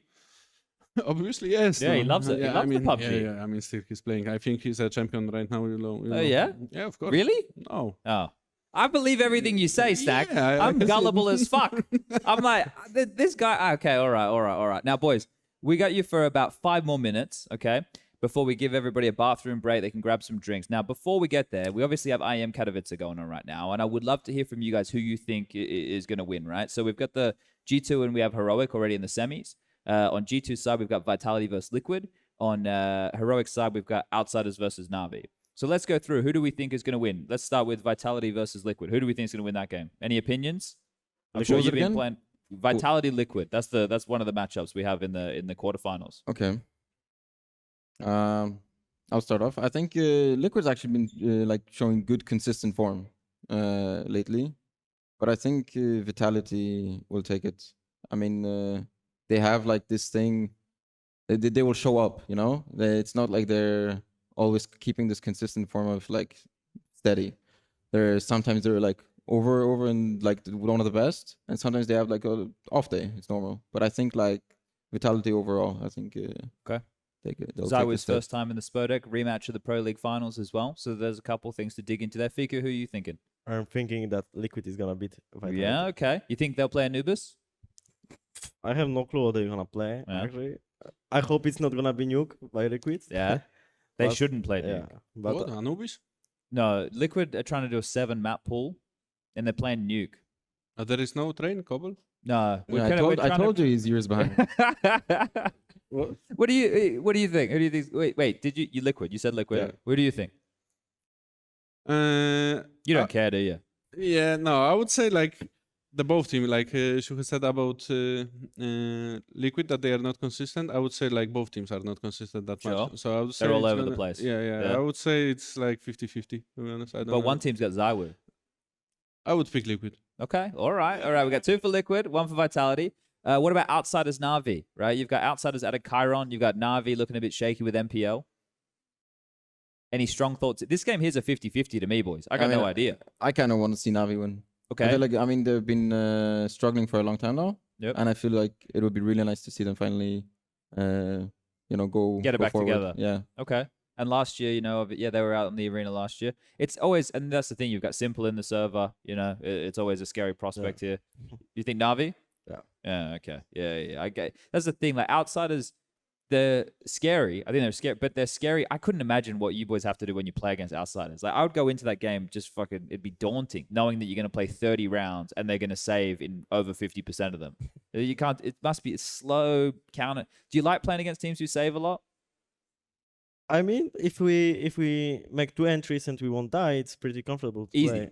Yeah. Because you kill 2 guys and you know that you won the round basically, right? Most of the time. So it's nice to play versus them, but then you have to fight for actually every single round even more Always than guns. in normal, right? Yeah. Because you always have to be careful from that one save doing 4 or like this op. So I would say it's nice to play versus them if you are smashing them, because you know basically that they will always save. But if it's like tight score, I would say it's really intense. Yeah. Okay. I mean, if you got like 2 entries, you can go for a coffee or tea. Yeah, take a break. You got a minute and 30 seconds left. I would say it's good. That's when we cast, when me and Machine cast now, and we see Outsiders are saving with a minute left, we just don't talk anymore. So we'll just we'll save our voice. We'll just relax a little bit. Exactly. It's all good. So you got Na'Vi as well? Or I would Na'Vi. All right, so let's go overall. So now left in the tournament that we've just made here, you 2 went for Liquid. So Siuhy, you lose apparently. We've got Liquid. We've got G2. We've got Na'Vi, and we've got Heroic. Who wins? Who wins the whole thing? We're building the bracket right here. Who's in the final? G2. G2? And Heroic, I think. All right, G2 Heroic final. And who wins? I think Heroic is the only team that can stop G2 right now. Okay. So I would say Heroic would win. Heroic will win. Okay. I think he's scared because they are on stage. Yeah. What do you think, Siuhy? It's gonna be a tough matchup, but I think honestly, if G2 keep it up, I can see G2 going forward. I think Nico's been in the grand final of Katowice like 3 times. I think like 2017, 2018, 20. Then it's about time. Yeah, right. He's been there a lot. He never won? No. I won. Yeah. Yeah. You won the first time. All right? Yeah. Who do you think, Snax? Actually, I would put Liquid instead of G2. Okay. Well, you've lost already because these 2 boys went with G2. Yeah, I mean, you will see. Okay. All right. Snax, you think... And then okay. I think it's easy for Heroic to win. Okay. So you think Heroic's going to win? Yeah. All right. Well, gentlemen, we've reached 9 o'clock. I thank you for joining us very much. Now, before I let all of you go, is there anything you want to say to the viewers at home, maybe the fans here? Do you want to try and sell yourself? Say, I want a team. Anything you want to say? I would say, but in Polish, yes? Yeah. No dobra, to co? Dziękujemy wszystkim widzom na pewno, co oglądali. No i co, ja już troszeczkę głodny się robię. No. A w sumie też bym coś oszamał. No. A tu fajne są A gdzie rzeczy. idziemy? Gdzie idziemy? Nie wiem, placki jakieś po węgiersku są. O, no. Na tatarka. No. Albo żeberka. O. Tak? Machamy tam, dobrze. No dobra, no to co, dziękujemy wszystkim. Ja pozdrawiam oczywiście moją drużynę, Komnatę N i tak dalej. A wy kogoś pozdrawiacie? Pozdrawiam wszystkich po prostu. Ja pozdrawiam bardzo serdecznie. We're gonna need this Dziękuję. translator. I need subtitles now. I hope you were nice. Of course. Of course. Yeah. All right. Look at my face. Yeah. How I cannot be nice. Wow, you're a lovable character. You want to say anything, Shuey? Nie. No, you good? Tak. Huh? Yeah. Dziękuję. Fika, you got to do any sponsor obligations? OG making you shout anybody out here? What? Do you have any sponsor obligation? No, I don't know. I don't know. No? You want to say hi to your family or anything? No. No? You good? They are not watching it, so. All right. Maybe in the future you can show your kids. Then, if they will watch it, I will say hi. Okay, fair enough. All right. We're going to run to a quick little break, an intermission. But thank you again for joining us. Dziękuję. And hopefully we see you guys around Katowice here over the weekend. Thank you. Lucas, get us into a break. Remember, let us cook. Let you cook. It's a good vibe, train, train, train, train. It's a good vibe, train, train, train, train. It's a good vibe, train, train, train, train. Good vibe, train, yeah.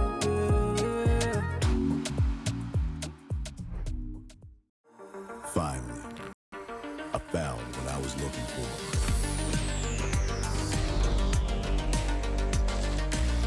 Now that my search is over, it's gonna be a tough choice. But fortunately, no need to choose. When you can just have them all. Buy and sell skins on BitSkins.com.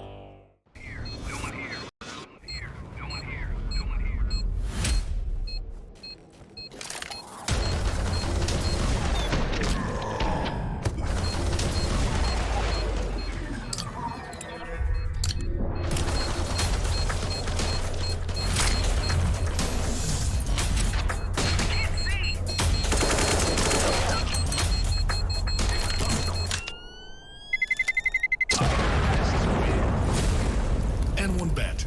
Your bet, your game.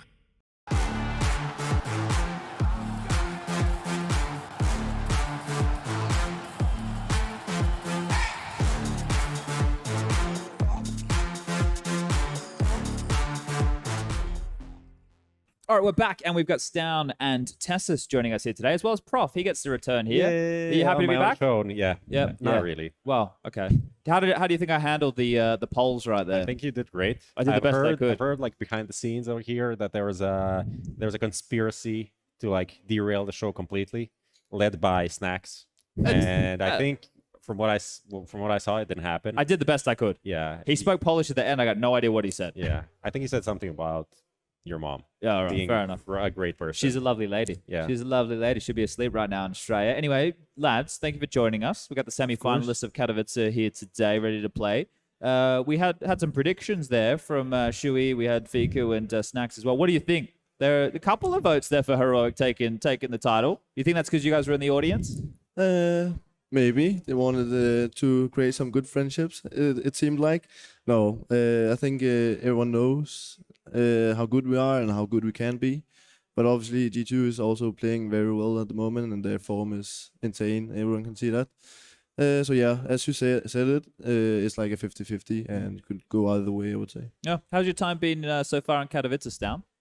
It's been good. Yeah. And also cold. Yeah, it's fucking cold out there, yeah. mate. If the Danes are saying that it's cold, then you know it's fucking cold. The first couple of days, right? Like, I'm a bitch. Like, the first couple of days, like, my eyes were, like, red and dry. I've acclimatized now. It's okay now. I'm used to it. But it just took me, like, 2 or 3 days before I could get feeling a bit better about things. But I guess it's the same as you boys with this year, right? You started a little bit slow in the blast groups, but what a transition! You like that? Jesus Christ! It's like I'm a professional or something. But yeah, you guys started a little bit slow, but then that last game against Vitality, you guys just you dumpstered them, right? Like, do you think that's because maybe the stakes were a little bit lower, or you guys felt like you had something to prove? What do you feel went on in that matchup that you guys were able to just own them, keep the woo in the locker?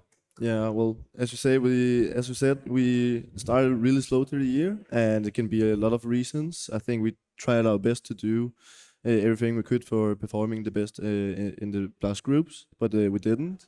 It can come to like mental things and all these kind of stuff you can think about, and we have tried to work on it so much. So coming into this event, I think everyone was ready to like perform at our normal level and really wanted that.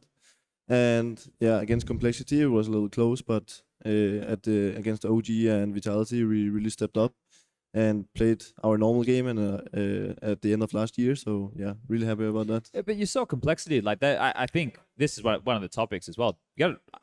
I feel that they're playing the best Counter-Strike this lineup of complexity I've ever played. Like they're confident. They're playing like on meta CS. They're being active. Like there's one thing to understand or think you know what you should do, and there's another to be able to do it. And they've been doing it, which I saw them after, and they looked, pretty, upset about things. They probably feel that they could have won that game and made their way in towards the playoffs right there.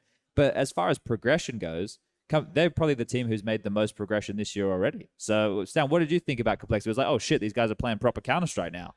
Yeah, for sure. That's also what I've been saying in interviews and so on. I've been really impressed with their level. And I think, like, what's the problem right now is just, like, closing out their games, right? Because I've seen them having some big leads and just not managing to close it out. So, yeah, I think it's all about experience, right? Being in that situation, knowing how to deal with man advantage situations and stuff like that. And if they get over that hurdle, then I think we'll see more for them this year.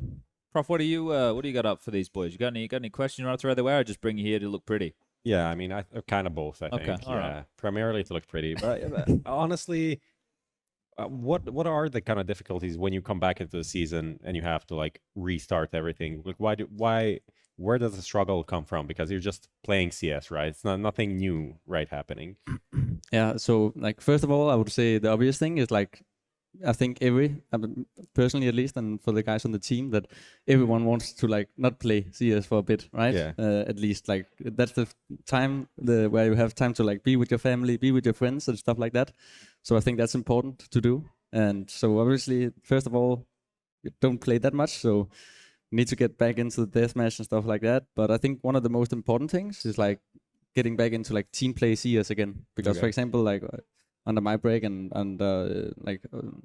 some of your breaks as well, like you play a lot of FACEIT, and then sometimes it can get a bit out of hand when you play FACEIT. You just run around, and then suddenly you get back to practice at January, and it's back to practice against good teams. You need to be ready for the season. Yeah, and it just takes time, and we experienced that as well. But what do you feel about the individual level on playing when you play FACEIT compared to like actual games? Like, is it there individually, but just like the team play isn't?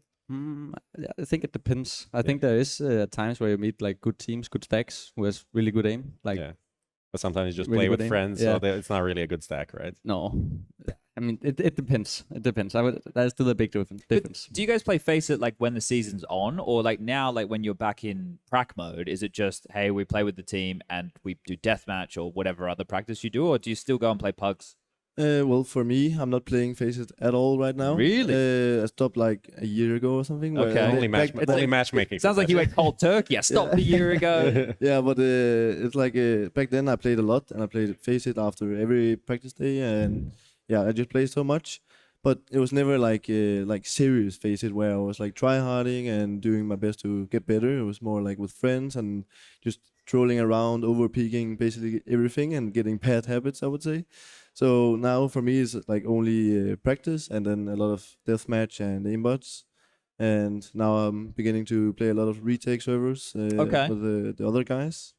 So with the crew. No, but with Martin, for example, and Casper, we're playing a lot in the evening. Sometimes I tweet out random IPs, and Casper tends to join every now and again and just fucking schools everybody. I'm like, well, this was fun until he joined the server, right? But okay, so now we're back underway. You looked. I think you've made a real case with that Vitality game into the semifinals. Now the big conversation is G2 and Heroic looking like the two strongest teams, and that matchup. I feel this is one of the games where, for us as viewers, we know what type of Counter-Strike to expect if you guys are at 100%, but we also know that isn't guaranteed, right? So what do you do between now? I guess you're still thinking one game at a time. You look at your next opponent, but how do you get yourself in the correct mind frame to be able to perform at 100% on game day? Because that's something which really hard to be able to pin down, right? Like we just can only look at the Counter-Strike in the server. We don't know where you guys are at internally when you join.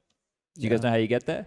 Yeah, so I think it's all about like doing what you can control, right? Sure. And I mean, what we control is like we can control how we prepare for the game. We can control how we sleep, what we eat, what we do on the day, and stuff like that. And I would say in general we have a really good common understanding and a good idea of like what we want to do on the game days. So in that way, it's like basically almost the same. So that gives kind of a good baseline for like how the day and match is going to be, right? So we always strive to always be at 100%, but yeah, you can't do anything but try, right? And you learn over time what works, what not works, and yeah.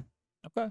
Your I don't know what his title is, head of esports or Casper. whatever. Casper isn't here, right? He's chilling in Thailand. Yeah, he's chilling in Thailand with what we call 100 Pro in Danish. It's a bit of a meme, but it doesn't matter. It's Jonas Gunnarsson, the guy you also flew with. Nips.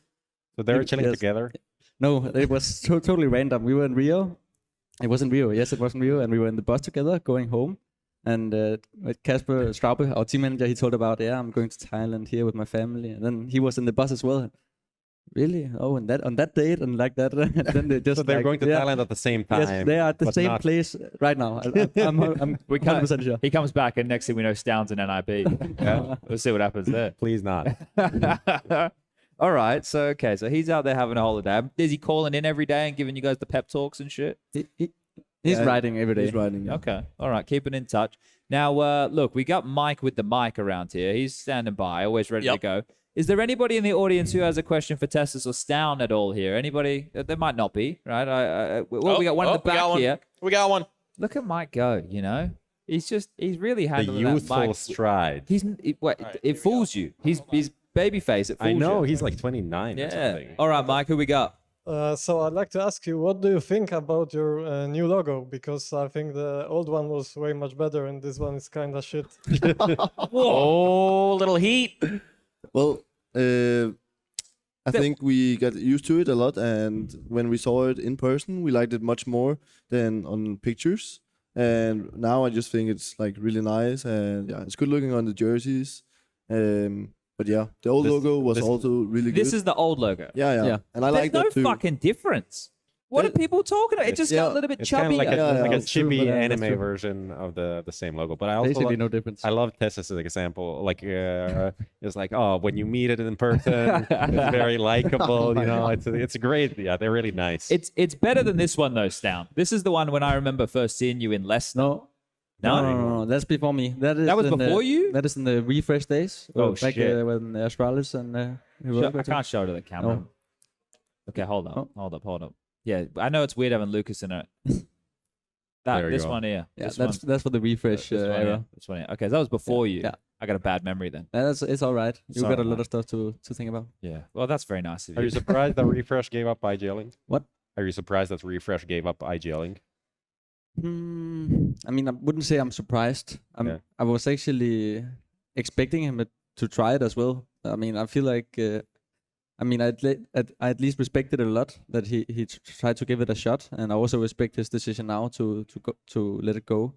And also as I read his tweet longer, and I've known him actually for longer than in Heroic because I played with him back in Fragsters. Yeah, that's many years ago now, and. I mean, he's a good guy, and what he's also talking about is he has some problem with stuttering and stuff like that. But it has gotten a lot better. I can already tell, but like, what can you do, right? It's just it's something he needs to deal with, and I mean, when I played with him, or when we played with him in the work, it wasn't a problem when we played. I feel like at all, to be honest. So, but I'm guessing when you're in-game leading, as he says as well, you have to be a lot more vocal. So maybe at that point it could get a bit tricky. But yeah, I mean, I respect his decision. Do you guys know much about MOUZ, the guy they added? He's Danish as well. Do you know much about him? Not much, but our analyst was a former Fnatic Academy coach. Okay. So he knows a little about him, and he's saying he's pretty good. And we'll have to see how he's doing in that team. All right. Well, I do want to ask a question about your coach, right? I don't want to talk about Xizt here. I was talking to him last night, having a bit of a chat, and he wants a bit of respect put on his name, boys. So can you do a bit? Because we're talking legendary NIP Xizt here. Like major before winner. that, Fnatic Xizt from the 1.6 days, major winner. Right, like, what, can you give us a bit of an insight here onto Mr. Xizt? Because he's always stone-faced, right? He's not often smiling too much. But what's he contributing to the team? You know, how do you find Richard? For me, he's like, in my eyes, he's doing so much for the team. Like, he's not just Kasper's right hand or the one that's only behind him. He's like by every player's side, and he's making sure that every day things are getting done and making a structure out of our day, so we're just not practicing to practice. He has like this plan of doing what we want to do throughout the day, and during games and so on. Yeah, maybe he's not the loudest guy, but he is contributing a lot in the timeout. Yeah, and it's just with saying what we should do different or just ideas. If it's going really well, then he's saying, guys, we're playing insanely good right now, we just have to keep going, and the communication is really good. And it's like he's not this crazy analytical guy that is just doing only one thing. He's like balancing it out with like all these points that a coach should be able to do.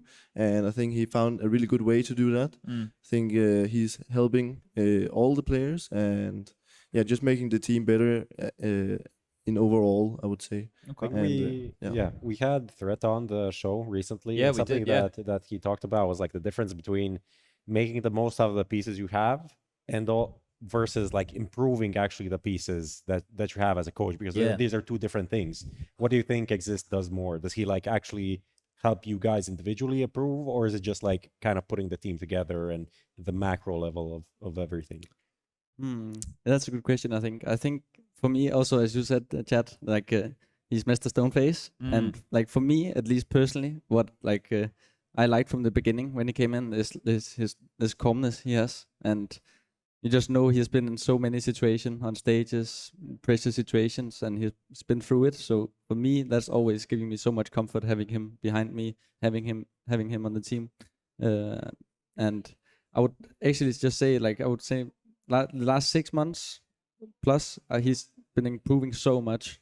To be fair, like it's so nice to see him also develop outside of like in the team, like in social activities and stuff like that. He's just such a great guy to have on the team, and yeah, I'm just really happy to have him as a coach. Okay, well, Shush is in the chat right now. Do you have anything you want to say to him? Of course he is. Yeah, he's probably gonna troll in the chat, that's for sure. He said you were humble. Yeah. Yeah. We are Danish people. Well, he meant you specifically. He said TeSeS is so humble. Yeah, he's just trying to make me laugh. Yeah, okay, all right. Now, any other questions you out have here? a really nice watch. Oh, we got a few? Yeah. Where'd You should have seen him the first day when he got it, the first week or 2 weeks. 1 second, Mike. Sorry, Mike. We're talking about the watch here. One second. Let's talk about the watch. The first 2 weeks he got it. He's like nothing crazy. Usually he's wearing a hoodie, and now he got some new stuff as well. He's always having it on, and he would always pull it off and show off it. What is the watch? It's a TeSeS watch. Okay. Yeah, you like it? Yeah. I mean, it's my first watch. I mean, I wouldn't, as TeSeS says, I've never really been the kind of guy to just like go and buy stuff and be like very materialistic, or you say, to be honest. I've always just been gaming in my own room. What made the change? What like pushed you over the edge to buy a watch? I think Casper, both Caspers actually. Casper in Thailand and Casper back in the Prague room. But you're not playing with it on, are you? No, I'm not. Okay, you're not crazy then, at least. All right. Hold up, boys. We got a question in the audience right here. Sorry, Mike. Hook us up. What do we got going, mate? Your playstyle is different from the other teams, and I was just wondering who came up with it. Was it like Xizt? Was it Kadian? Did it come up naturally, or how did you come up with the playstyle you have right now? Yeah, so I think that's a good question. I think like me and Casper has played together for a long time now, and I think from the moment we first met each other, we just had a really good chemistry, me and him. Both outside and also inside the server. We had the same idea of how we wanted to play CS, the same kind of communication, like just we felt really natural playing with each other. And then obviously Corona came and all this big scandal. We don't need to get into that with some guy. Yes, doesn't not that. It's when Flashpoint. With when you guys went to almost went to FPX, but plus Phoenix, you know, and and Corona and all that, and we played back then. It was me, Kadian, Boop, Snappy, and Iztek, and then Iztek obviously left to Astralis back then, and then we also kind of didn't had the results we wanted to, and me and Casper decided to we want to try something new basically, and we got this guy in, and happy to have him still. And I think like basically since then Kasper just taking over. He took over the in-game leader role, obviously, and he's just amazing to play with. He has such a great mind for CS, and I think everyone wants to learn from him. And we talk a lot about like philosophies every time. Also, when we're just watching a game, we talk about, how should he have played that situation? What do you think? What do you think? Stuff like that. And when you talk so much about CS, you just get this common feeling or common ground, right? For like understanding. Yes, and that's what we are trying to do all the time. I have a cringe question. Can you tell me like each like the best thing about the other? Wait. Yeah, I'll start. I think the best part about Martin is the. Should we all hold hands for this or something? No, Like, no. Kumbaya. I have said this about Martin before in our team talks. It's like the all-around player he is. Like he is so good at basically everything. Like there's not a finger you can put like put a finger on anything that he's bad at. So he's like good at mid-round calling. He's good at taking the initiative and clutch iterations and all these things. There's so many things around CS, and Martin just he knows basically everything about it. And I think that's the best thing. That is basically everything. You're great at everything. That's probably the best compliment you could get. Yeah, that was a great compliment. Thank you. Thank you. Yeah, my turn. You have nothing. It's hard. He did have that. He had that one round on Mirage with the spray. That one. You can't forget about that one. The lucky one. It's never luck, right? We can in game related, out game related. I will just stick to out game. I'll say like for me, ever since you got on the team, we have been having this really good relationship with each other, and I would actually just like to highlight what Xizt said in Twitch chat. You are a humble guy and just a warm guy to be around, and it's a pleasure to play with you. Prof, you put him on the spot here to comment. Like, what have you done, man? I don't know, man. This feels like maniacal. I think now it's your turn, guys. It's all honestly. Yeah, what I really appreciate about Prof is he does all the legwork, so I just have to come here and talk. So all the job is done, and then I'm the one that just gets to sit here and pretend like I know what's happening. Yeah, and then what I love about Chad is when I don't do the legwork, he still like carries through and makes sure that the show works. See? Which is amazing. Yeah, we did that. We made it work. Now look. We're going to probably take a couple more questions from the audience here. I can see Mike standing by. We got a couple. There's couple of hands getting raised. There's one over here. There's one back there. We got one here. This is hello, Mr. Fanatic. Hello. What's the feeling of making Apex silent the whole game? You would take that? Yeah, I can take that. Well, obviously we lost to them after in Blast Spring groups, and we haven't lost to them for a long time before that. And so we were kind of used to silencing Apex back then, and haven't heard him celebrate for a long time. But we definitely did at the groups, and we thought to ourselves that have to remember what he's like when he's winning, and we cannot let that happen because that hurts when he's celebrating like that. And we just had to silence him, and not only him obviously, because it's not anything personal against him. We just want to win obviously, and we want to be so dominant in CS and to other teams like that. Cool. All right. Next question, Mike. Hey, folks. Question rather about Cadian, but maybe you know. Does he like whole comedian meme? It's probably better than Cacadian. What is his favorite nickname, actually? Actually, don't know. I don't know either. But he doesn't like them. No, I don't think so. I don't think so. I mean, I think he doesn't care either. To be honest, but I haven't really talked so much about that with him. Who on the team is the biggest like forum dweller?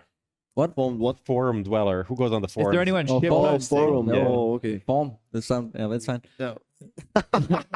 Yeah, but like who's always reading the comments on the HLTV and those two? There's. I think you were reading a lot of those two comments. No? I don't think so. Okay, then there's Kasper, I guess. Yes, I mean, I know Yabi as well like to go in this Facebook community where it's like this Facebook community. How old is Yabi? 45? What? Facebook? Yeah, it's for the Danish media, TV2, which has been rising in popularity the last couple of years, covering all the CS matches and so on. And they have just gathered this group on Facebook, which is quite big now, I think, and he likes to go in and read a lot of comments there, especially after we beating Astralis, yes. When you win? Astralis. Oh, okay. Yes. Some salty Australian fans, I'm sure. All right, Mike, we got some more people out there who are looking for some questions. Hello, hello. Hello. Do you have the same stylist, maybe? Oh, Because he's the part of the baseline you were talking about. What? The same stylist. Stylist. Yeah, the same stylist. Yeah, you're doing the hair and. Yeah, we like to wear the same things. Yeah. Like to be identical. So why don't you? Why do you have a beard then? What's going on? Yeah, he's also trying to. grow Okay. them. He's actually why like we- he's letting it grow. I'm waiting on He him. shaved like 2 weeks ago. So the hey, let's all grow a beard, and you're winning the race. Yeah. Yeah. I mean, this guy, recently, it was actually at the Blast Spring groups. Once again, now we talk about Casper in Thailand. He told him about this, that he needs to, I'm not sure how to the Take word care in of- English. take care but of take the care groom. of it. Groom it. Yep. So we bought this kit that Starter kit Yes. of, like, so now he's grooming. like brushing it all the time in the morning and stuff like that. Really, so it looks nice. It looks nice. Beard oil and stuff. Yeah, no, I know what you're talking about, mate. It looks can be good. nice. You Looks get good. you get the comb out there. It feels good. Yeah, it feels really nice. Yes. I've grown a big beard once, but now that I'm old, if you have a beard, you just look older. So it's like, I don't want. I'm already 33. I Yeah. don't want to fucking look like a 50-year-old, right? So I've been trying to shave it down a bit more. All right, that was a good question about.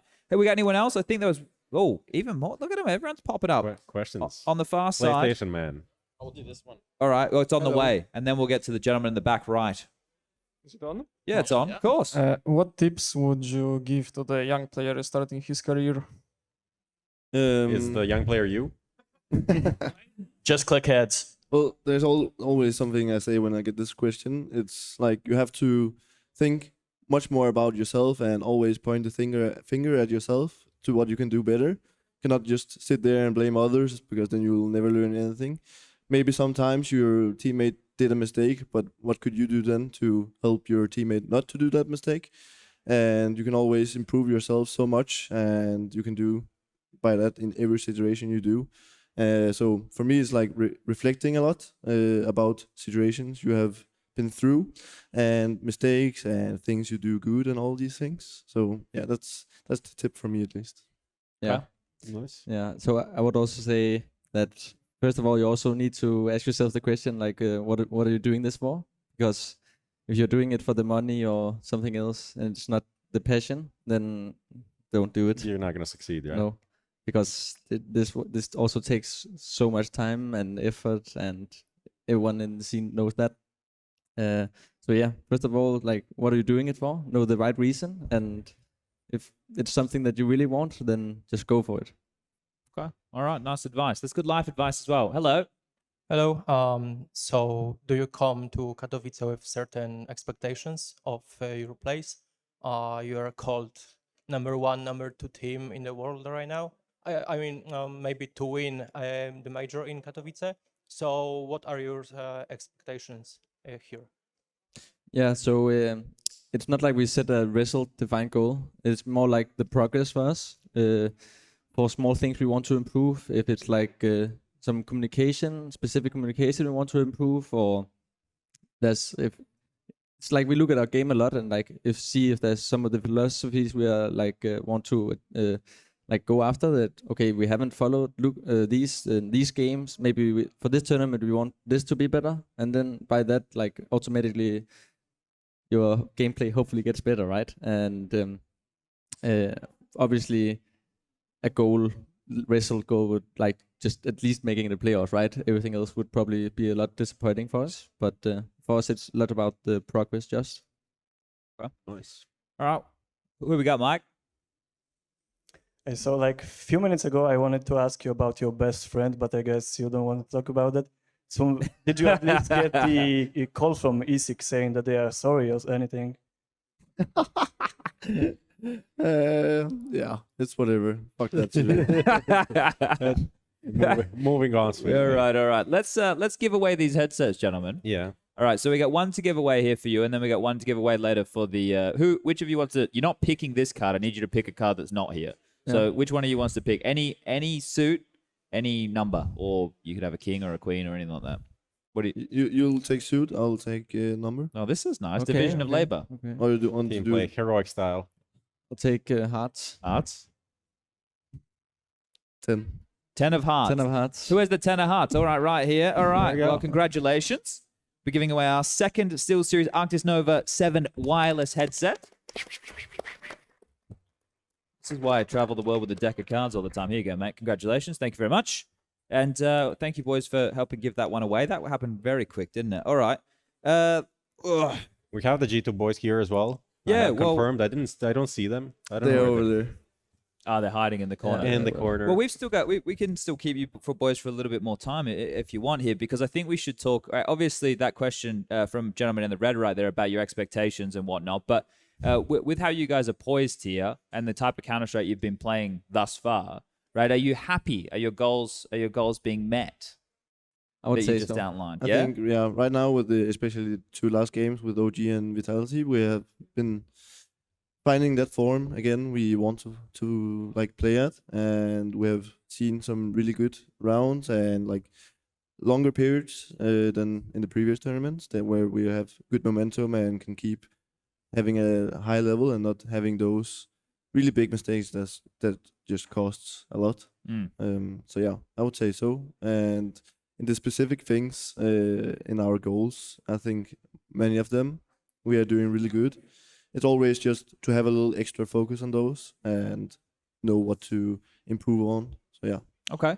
I wanted to ask, especially from practice in the start of the year, was there any team that surprised you with their poor performance? Right? I don't want you to shit talk them, but was there someone you're like, oh, we expected those guys to do better, or that was a weird loss? Was there any team that you saw falter that you thought you expected to do better?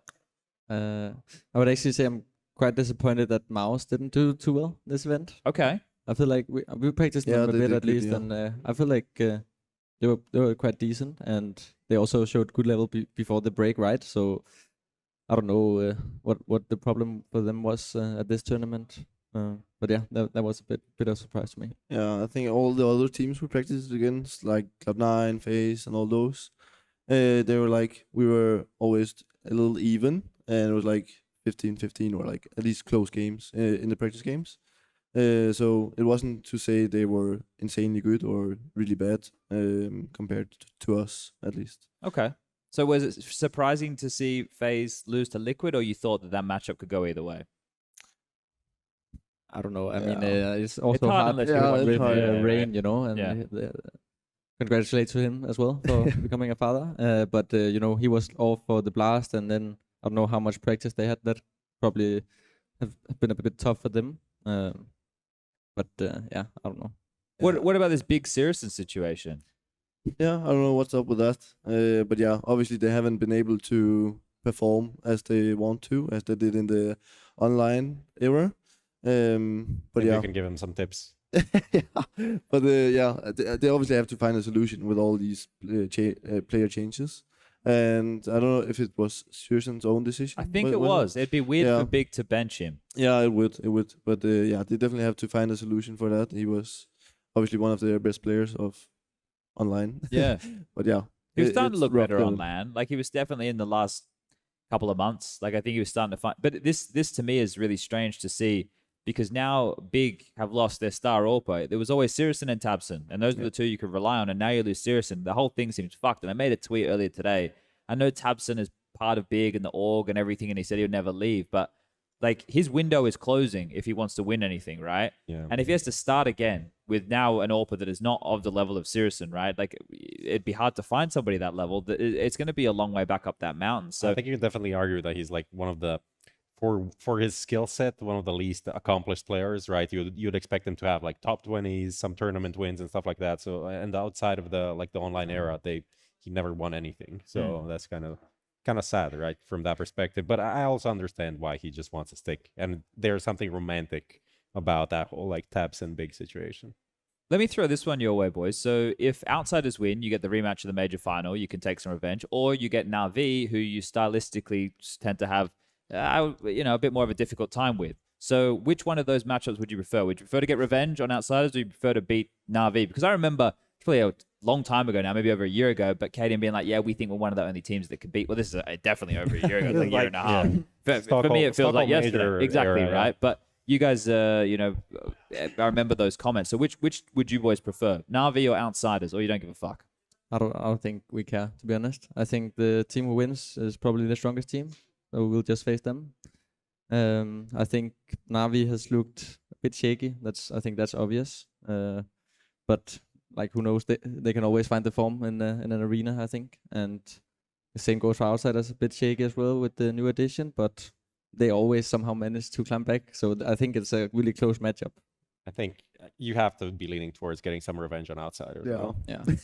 I mean, it would be nice. Because that final was kind of disappointing, right? No matter who we meet, it's like a good matchup for us. Like there's a little bit history of behind, and it definitely motivates us, whoever we're gonna meet, because we really want to beat Na'Vi, and we also really want to get the revenge from the major final, because obviously we didn't show up, and we felt that as well. So yeah, to get that revenge with that would help a little. Okay, so maybe this would be a little bit easier for you. So on the other side of the bracket, right, we've got Liquid, Vitality, and G2. Who do you think is going to be in the final on the other side of the bracket, if just looking at things right now?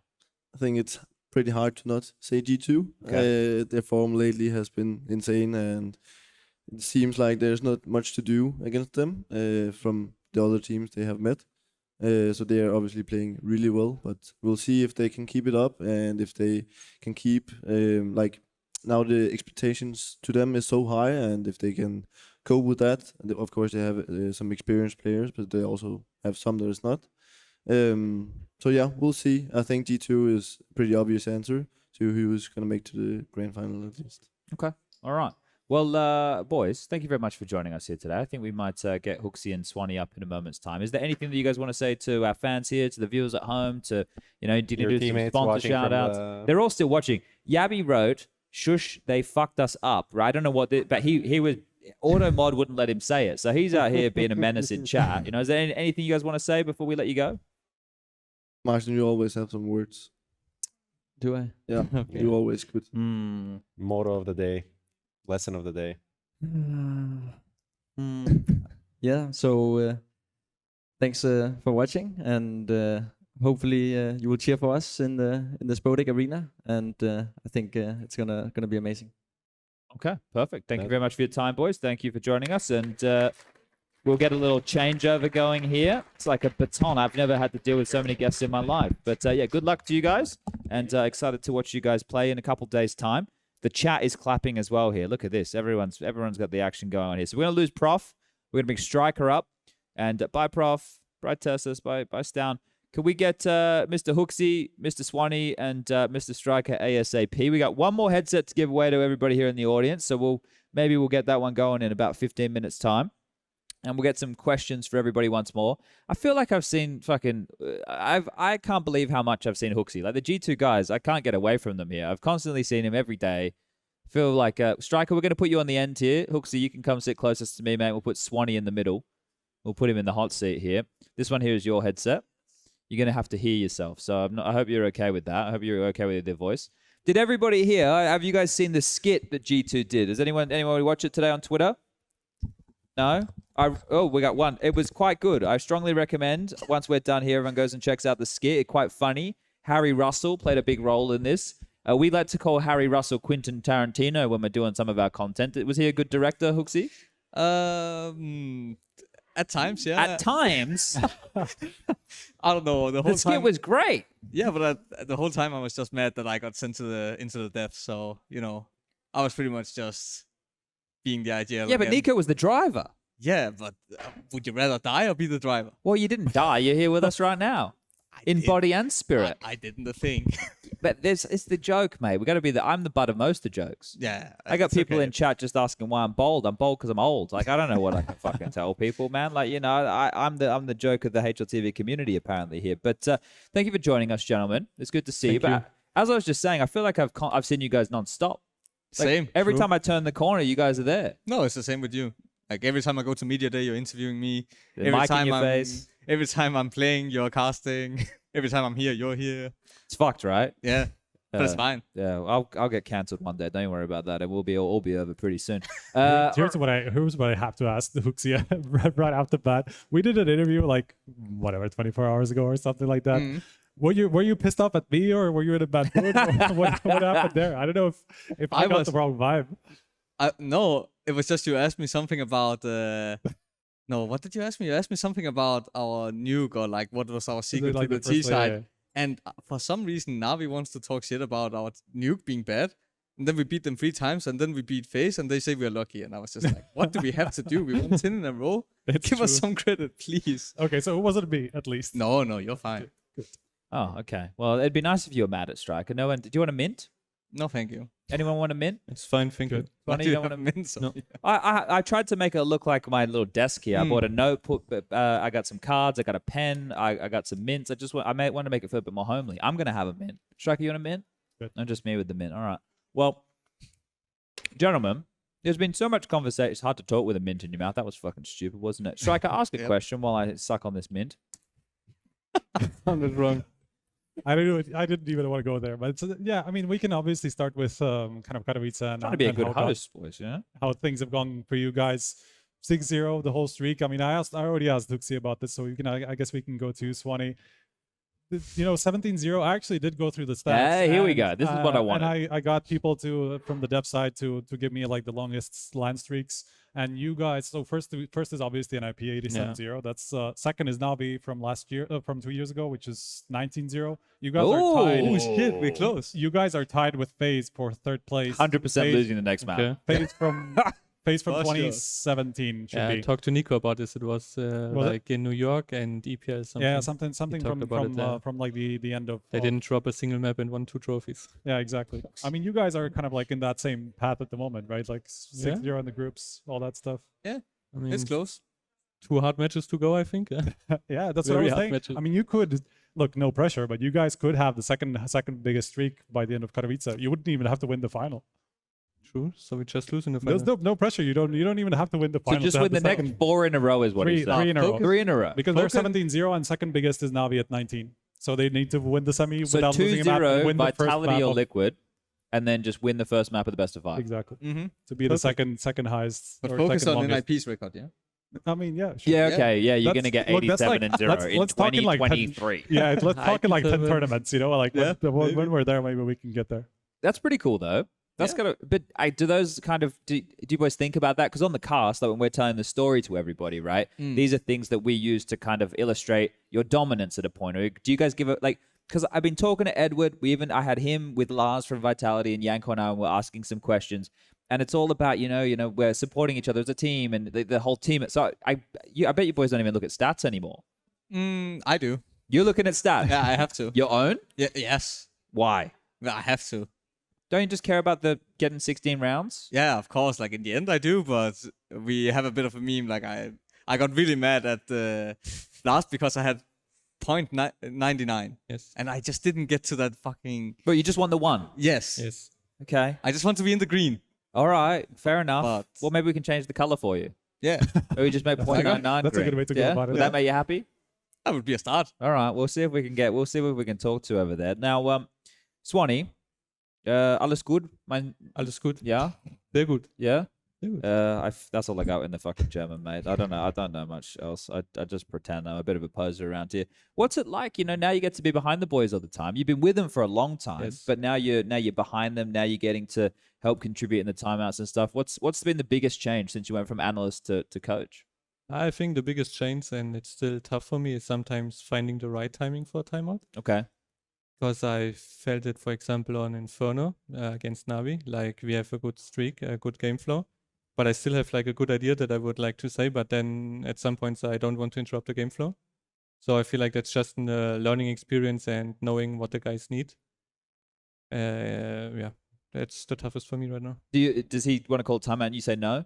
Does it work like that? That happened once. Okay. And it worked out for us. So that was good. I said no. Okay. No, but is it a bit more like you guys are working off each other, right? Like it's not just like one authority figure, but you're bouncing ideas off of each other, or you're the boss. If there's a need for a timeout, we take a timeout. But if I have a really, really good idea, and I think that Jan is taking a timeout because he wants to come up with an idea and not to like adjust anything, then I will say no because I don't want to ruin the timing of it. And yeah, that's basically it. But he already learned a lot. He already learned to give proper fist bumps. Okay. Yes. Can you show me a proper fist bump? Yeah. Yeah, like at the start, like we can show how we did it. We can show how we did at first, how he did at Okay. first. Okay, so I was sitting like this. You know, like this, like you don't mean it, you know? What the hell is that? You know, the boring ones. Yeah, but now he can do But this. now you have to do this, you Yeah, know? you like, see? All right. So You he mean actually it. means it now, yeah? All right, all right. Me and It's Machine important. do fist bumps before we cast every game. Mm-hmm. That's my team. Do you do fist bumps while you cast the game? No, that That's would the be next too level. much. That's the next level. What, when he does a stick Between rounds. casting line, I go, Yeah. nice. Nice, No, but- none of When you we're- come up with a good stat or something. Look, mate, I'm just trying to make sure I can keep up with where half the flashbangs are going off half the time. You know, it's fun out there. But look, you boys are obviously on this streak that we're discussing here, and things have chopped and changed a lot since the whole Rio Major situation, which must feel like a different chapter of your life at this point, right? Because it's all happened so quickly, this success. But and I'll be honest with you guys, I feel like I'm in a bit of a dream right now. Like G2 is dominant. I could say to everybody, G2 is dominant, and right now you can make an argument that you're by the HLTV rankings, you're the best team in the world, right? But it feels a bit surreal, and I don't know if that's because, and not just with you joining, no, but seriously, because G2 has been this team that's so close but never could, and never winning trophies, and always playing on social media. Is there a feel like I guess you don't have the same feeling as what I have by any means because you're doing the winning? I don't know. Like I haven't been here for too long, so I haven't been through the whole thing of like can't win trophies and everything is going wrong always and stuff like this. I knew it would be a learning process, and the first few months would be not ideal because obviously we have to learn how to play together and what's my philosophy and all these things, and that takes time. I'm not saying that it's going to be like this forever, but for sure, like we hit a different level now that we play together for longer and we've been through more. So I think the experience of failing the RMR is like, I said it in another interview, it was like kind of cliche, but it's kind of what doesn't kill you makes you stronger in a way, right? Sure. Because really, nobody would have said anything if I got benched after that, for example, because it was the biggest failure, I think, in G2 history, maybe. So, but it could be the catalyst now for G2. Well, first of all, G2 winning a trophy, right? Yeah. And now we get to see how much more there. And we're in a period of Counter-Strike right now where coming into this year it was hard to place a finger on who the best team was, right? You guys won the last event of the year, sure, but considering we knew that, like, well, FaZe weren't done, Heroic didn't have stavn at that event, right? There was a lot of things that you could point to. Vitality were on the come up; they had just won the Pro League a little bit before. There was a lot of teams who were in the conversation for contenders. But I guess you guys and Heroic, for example, they know who good teams are, right? You guys know who you practice. You could, like Na'Vi at the moment, we can all say, yeah, they've got Simple, they've got Electronic, they've got Bit, but you guys know from practice if they're the same every time. Like they just played you on the same maps again. Is that like is that them being stubborn, or like is that them being stupid? Like what's going on there? I have to ask them. I don't know. I Or think- maybe you know. I think they're just being stubborn, and I think they have like good reads on us.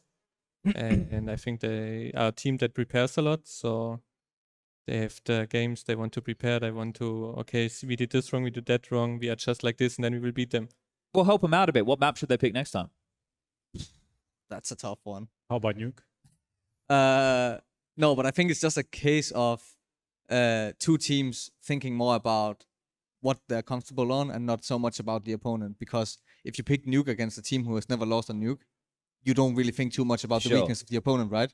And we know that Na'Vi feels pretty good on Inferno because they picked it against other teams, but we also feel good on Inferno, so we pick it against them. So it's, I don't know. I think that's the explanation.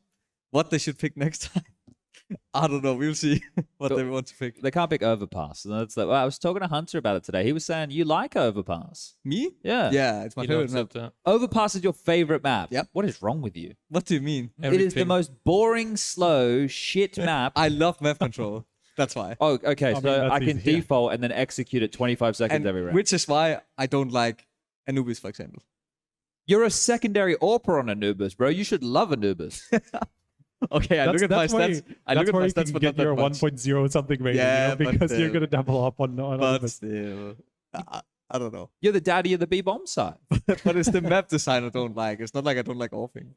True. Yeah, Yeah. that's a good point. I guess on the but you can get map control on Anubis, don't you think? You know, bit of mid control, bit of we call it dark. I don't know what you call it. Electric Well, connector. There's no mid control, man, because like people smoke it immediately on from the start, and it takes like 30 seconds until you can actually fight for it. Like No, but You can run through it. the thing is, yes, you can fight for mid, but mid is not well designed in my opinion as well, and that's the only thing you can fight for besides, I guess, like one little room that we call pop. I think people call it connector towards Yeah. B, and then there's like this little A main area, and that's not really map control for me. Like I would rather have long and overpass and toilets and All everything right. like that. Each to their own. Each to their own. Now look, we've got Mike with the mic around here somewhere. I can see him stood in the back. There he is. Hello! He's up. Do we have any questions here for HooXi and Swani? Oh, we got one. We got the stylist over here. He wants to ask. I bet if he rehashes the same question, we might have a couple. He asked, Wait, raise the hand again. Yeah, with the glasses. He's, Oh, here we go. Yep. There you go. Here we Thank go. you. I have a question about last match with Navi. Do you think that can I hold it for a second? Sure. Okay. First part of the question is, how do you decide who sits where? Like, does the In your first seating question- arrangement, okay. Yeah, sits arrangement, and because I think that Navi and they switch seats, right? Yes. The SDYs were out, so right now NPL sits in different positions. I think they put him next to Perfecto now. Yeah, so I think that helped you a little bit because Simple doesn't have a person to put his frustration on. So that's Oh. Oh, dear. Okay. Jesus. Well, the first part was a question. The second part was a statement. So good luck with this. I think it just depends on who is holding bomb sites with who, right? I don't know. I just sit in the middle. Yeah, because you're the leader. Yeah. It's either the leader or I the don't know. AWPer in the The middle. most important thing is just put Nico as far away so he can't rage on me. It's the same thing as like Navi is doing. Well, he's at the end with Ilya, right? Yeah. And we have like Nema and Justin who have together on Inferno on A, for example, so they can see what's going on next to each other. I think makes sense. You can't change in a series, right? So it always doesn't. It doesn't always I sync guess we up in could that way. if we wanted to. Oh yeah, but fuck that. Nah. I think it makes sense like this. Yeah. No, I think it was interesting. At some point, people started putting the AWPer in the middle. Maybe that could be a thing, but honestly, at the end of the day, I'm focused on my monitor and not the other one, so it doesn't do too much. Cloud9 had Inters in the middle. They used to put the support player in the middle here, and I think now Buster took that position as well. But I always like being in the middle because if my teammates were shit at communicating, I could just look at their screen like as the rotating player, right, and be able to get a bit more information in that regard. It happens once in a while that I do it, but it's not much. I don't think I do it as much as the average pro does. Why? So I don't know. I think I'm just used to looking at whatever is in front of me, and then yeah, I don't know. The reason why I like to sit in the middle is because then I can, hype people up as well. Okay. So it's kind of hard to do from the side, like, nice, Justin, Yeah. Justin doesn't need True. any hype, mate. He's been smiling more recently. Yeah. It's a revelation. It's He's in a team that actually gets along, which is quite nice. That was like such a non-committal statement. Well, from HooXi. complexity was fucked. People look, yes. Complexity was fucked. Complexity was fucked. It was a mental asylum over there, everybody. I don't have any issues saying it. It was fucked. I'm not saying anything. I'm saying it. And people, I've spoken about this a lot of times, but like the proof is in the pudding, so I'm not gonna bother speaking about it too much anymore. It's not worth it. It doesn't fucking work. It doesn't matter. JKS is winning now. You're happy. Yeah, well, but that's the thing. Like, I think overall, what I like more than Justin winning is watching good Counter-Strike. And at the moment, we're having this right? No, seriously, because the higher the level the game gets, it just shows that we can continue to grow, and the ceiling is going to exponentially keep pushing, right? And I think one of the things you guys are doing well at the moment is just how many different moves you have at all times. There's always a boost, there's a push, so I can reflect on yesterday's game. You guys have great pace changes as well. Like on the CT sides, on Inferno, you had that move. You did the deep mid smoke with the gap. You pushed into second mid. You were like it turned into deathmatch. Like Nico's in second mid on the balcony, killing Bit running under window and shit. It was fucking wild. The new crown, you push in lobby. Hunter goes through hut. You come through Squeaky. You trade out Hunter. Then Ilya pushes ramp. He's AWPing the lobby entrance. Justin's watching outside secret cross. Nico's, I don't know where the fuck he is. He was somewhere doing his thing. Yeah, but you guys have a lot of moves, and this is the question that I have. How long can you keep that up for? Because eventually you're gonna have a bad day where the comms are off, or I assume you're gonna have a bad day because you need to have good comms to do all those moves, right? Yeah, for sure you do. So when does it stop? Hopefully never. You tell me. I don't know. But there has to be a lot of things that come into this, right? Like you two are obviously doing the game plan and the prep and everything, but you need your players as well to be contributing because they need to. If a certain player saves a gun, then they're the one who needs to go, hey, I want to use it this way. Or are you telling them what you want them to do? No, if they're not saying anything, then I'm saying you have the gun, say something. Really? Yeah. That's good. And sometimes, like for example, against Na'Vi, we had this boost in mid, and that was a thing we talked about before the game, that we could maybe do that because I think we had the weapon on B, the two. Ilya had the ult B, and you boosted JKS over the smoke. Yeah. We boosted twice on B, the MOUZ before. When we saved the guns, we had Nico boosted on B on the first box. And so we had to say, okay, if we save a gun, we have to boost somewhere on A. Because it's getting pretty obvious that we always save with the safe gunner boosting on B. So we just changed it up like this and it worked pretty well. I'm curious about You make it sound so simple. Yeah, I'm curious about how much this is like, how much of this you actually come up just before the game, or how much of this is really down to prep and just brainstorming, like what kind of moves can we do. Yeah. Well, I can tell you the nuke push, for example, was just something where I was like, fuck it, let's go in and door and shoot. Just like during the game, like right off the bat. And then I was like, Hunter, can you push hot at the same time? And then it made sense for Ilya to push with Justin as well. And then we just made it up like in freeze time. There was nothing we talked about before, but this boost on Inferno, for example, we talked about before. So it's a bit mix of both. So do you think that makes you just kind of hard to read in that sense? Because I mean, like Chad said, you're just so dynamic. You know that the other team doesn't necessarily know what you're doing. And we just have a lot of freedom, you know, like everyone can say what they want to do and everyone is trusting it. Like Rasmus says, okay, I push hot now, which maybe doesn't sound smart, but everyone buys into it, you know. And then Ilya says, okay, then I go ramp, and then Hunter says, okay, I go hot, you know.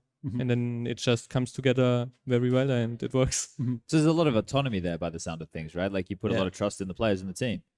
Yes. So I look at this and I consider the way that Heroic have been playing, and we always spoke about their style online and the fact that, hey, it might not translate to LAN because it's a higher pressure situation. Communication needs to be great. But I'm not going to say like 1 for 1 by any means, but in terms of like the proactive nature on the CT side, that's what Heroic do. Yeah. So do you think that is how Counter-Strike will have to be played going forward, right? That everybody has to play this type of style of Counter-Strike now? Or is there solutions in different ways? I think there's solution in different ways, but yeah, I don't know. I wanted to play like this before Heroic kind of made it their thing. And I think it's not really the same thing we're doing as well. Like, obviously we are proactive, but I think Heroic is doing it a bit more, I don't know, they're gambling a bit more, I think. And they're going a bit more as a group where we do like small moves everywhere, I feel like. Okay.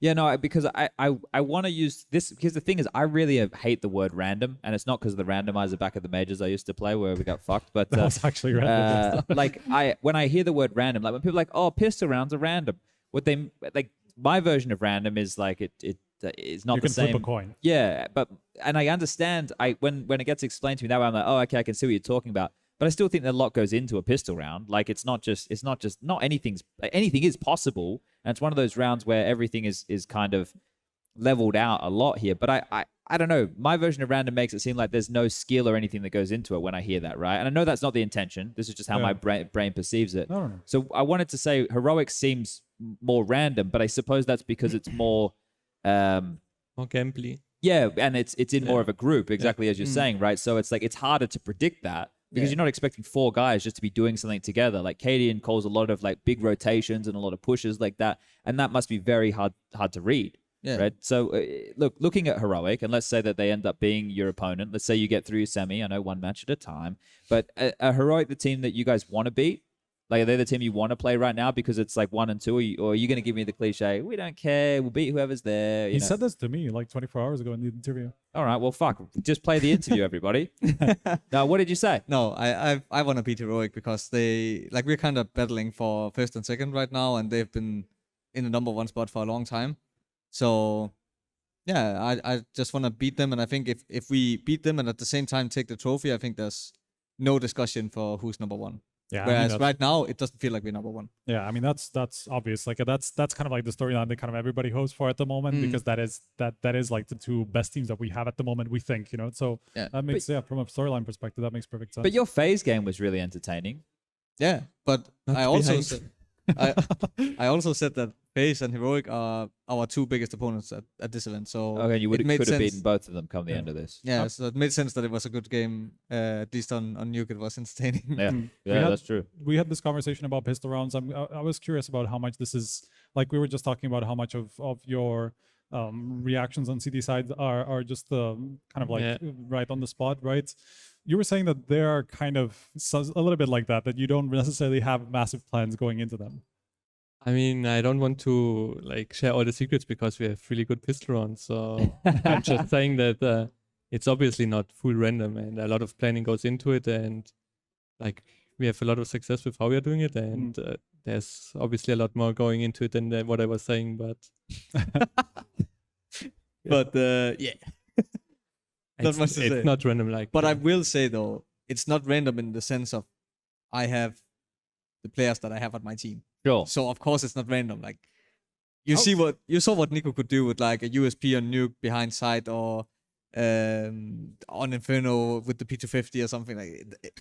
Not everyone can do that, right? So in a way, I can see what people mean. Like it is more random than some other things, but that doesn't make it completely random. Sure. I'm curious about why like at some point, I'm not sure if this is still the case, but Monasi was like your worst pistol rated player. Yeah, he's worse than me. That's what I was crazy for an AWPer, right?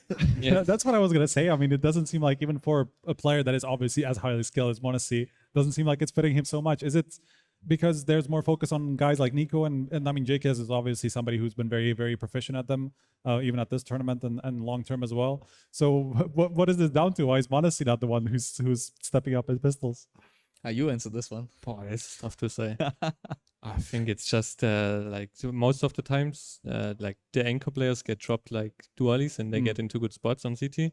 Like you saw, for example, on Inferno now, CT pistol, Ilya had a dualis and he instantly got through. Right. I think it's just about being set up and being in a good place, and unfortunately, it's not. I mean, when you have those the players that you have in terms of pistols, I mean, But when were those stats from? I was looking at it like was it two days ago. Was it through the streak only? I think so. It might have been because through before like that streak, Ilya had some really good rounds with the USP, for example, where he did aces like 2 times or something. So I think it's just also, you know, sometimes you are in a period where everything works and sometimes it maybe doesn't work out for you. And I mean, also it's like if you win all of them literally, like that kind of means you're dominant, and so maybe he doesn't have as many opportunities to even be good at pistols because literally you have Nico running around and JKS like obviously being really good. So I mean, it just works out sometimes. But maybe I should stop dropping dualies for him. Maybe. Hey, you hook yourself up, That's man. Get them to drop. You're the boss. Get them to drop dualies for you. Yep. Yeah, why not? Why not? All right, boys. We've been giving away a couple of SteelSeries headsets tonight, and we want to give away one more pair here to the people at home. Now, I need you, Swani, give me a suit. What is a suit? Like a spade or a diamond or a heart or a club. I'm a heart guy because I'm so sweet. You're a heart guy. All right, all right, all right. And HooXi, I need you to give me a number. 10. You got to pick a different number. 9. You can have 9. 9 of hearts. Who has the 9 of hearts here? Look at this. I think 9 of hearts. All right. Oh. All right, all right. Oh. We're giving away the final SteelSeries Arctis Nova 7 wireless headset. So, congratulations, sir. Here you go. Thank you very much. Ah, then there's the proof. Perfect. All right. Well, there we go. We did all the giveaways. We did it. Nice. Thank you for that, boys. Okay. And, just sit. Yep. All right. And we're back down. Good old man. I went to the gym way too today. long. I went to the gym Oh, today. that's All fine. right. No, I didn't want to trip over this cable. All right. I'm trying to keep everything on here, all the lights on.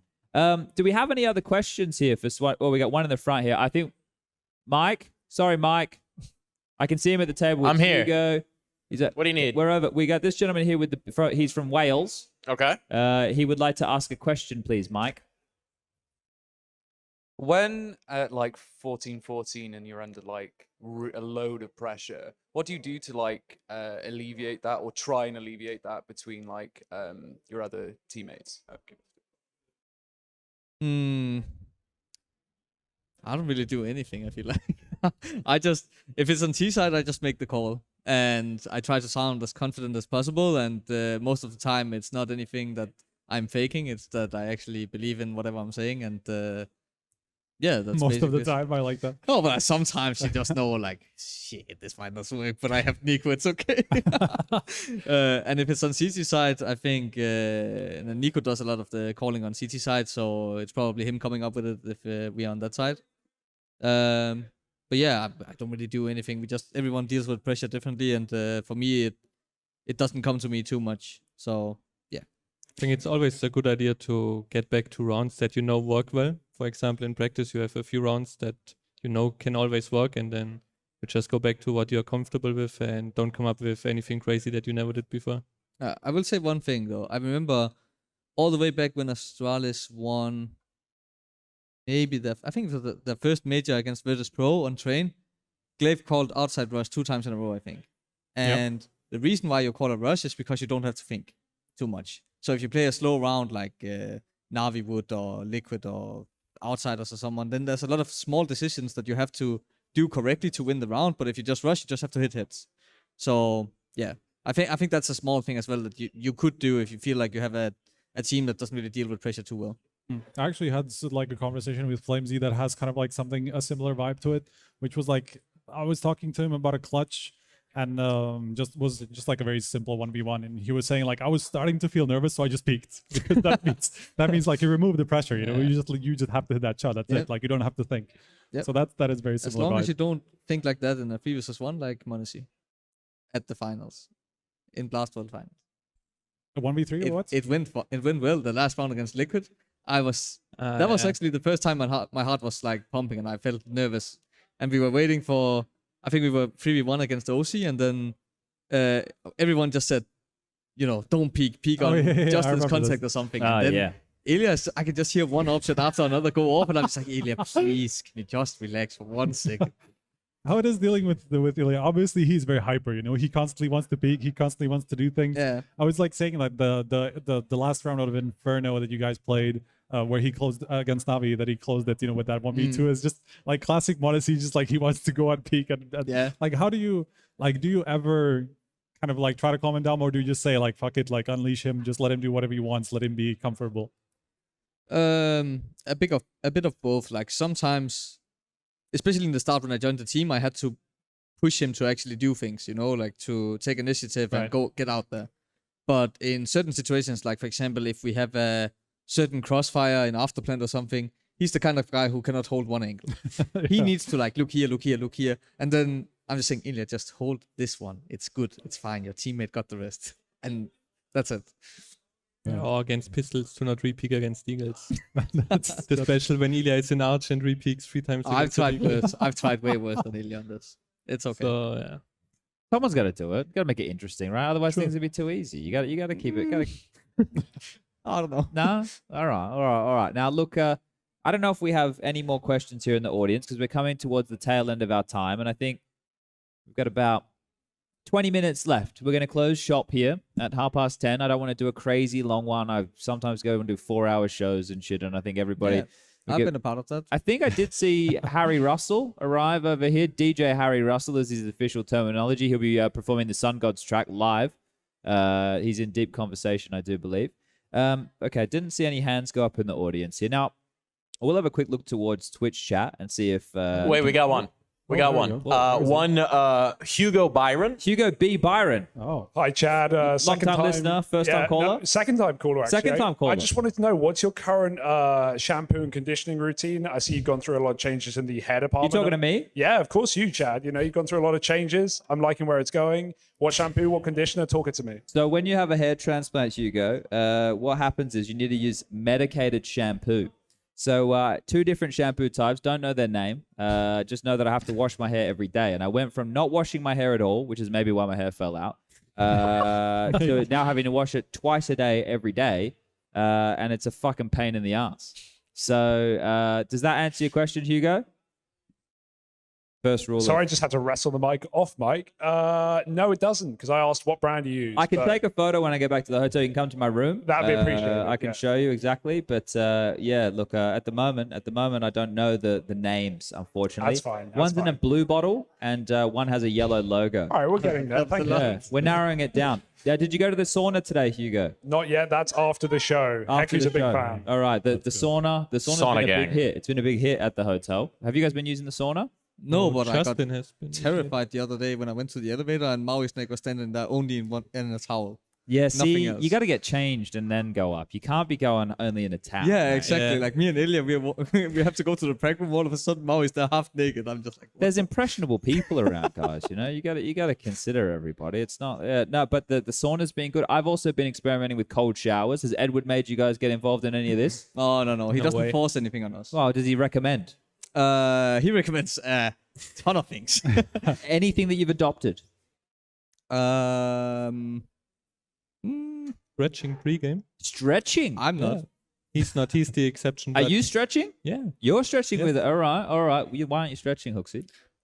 Because I don't like to do it. Okay, And, that's a good enough answer. And at World Finals, I obviously had a bit of a tough time, so I got a free pass to do whatever I wanted, and we ended up winning. So every time I don't. Now you stretch. can do whatever you want. Every time we don't stretch, we win. Okay. So I think that's a connection.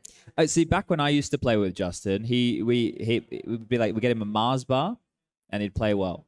There was a period of time where we'd have to get him like a coffee from Dunkin' Donuts. When we played a Gfinity event, it was a coffee from Dunkin' Donuts and a Mars bar, and he'd play well. But this is when he was 18, so he's grown a lot since then. But so now he goes for runs. I don't know. So no cold shower. Any meditation? Ilya has done some meditation with him. Yeah, that's true.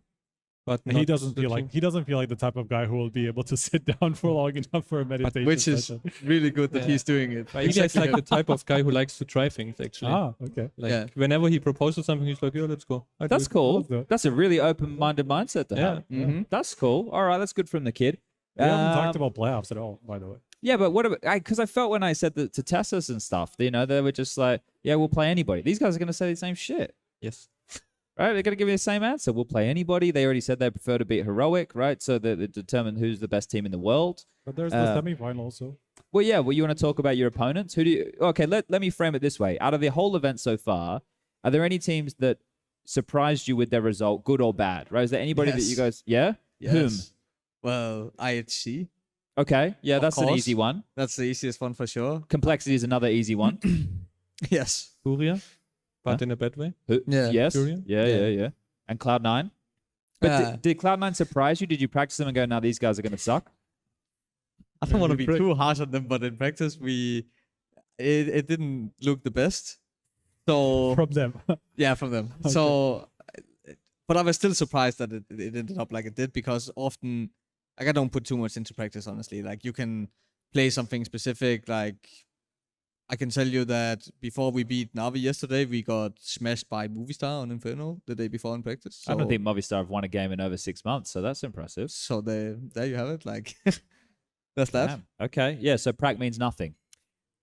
It's tough because sometimes you want to practice something and then the opponent plays completely different and you can't do the stuff that you did in Fury, for example, and Sure. then it just starts getting out of hand a bit, and I feel like practice is not really telling a lot. Okay. I think it's more about what feeling you sit with your own team after practice that means something, and not really the result or like the opponent you played or anything. Do you guys do any stuff? Because I remember back in the day when we were practicing, some teams we'd play against would do best of 3 pistols. So you'd play the pistol, you'd restart. If they won 2 in a row, then we'd just start the game. If they won the second one, we won the second one, then we'd go again, do a third, just to get more pistol practice. You guys do any fun stuff like that?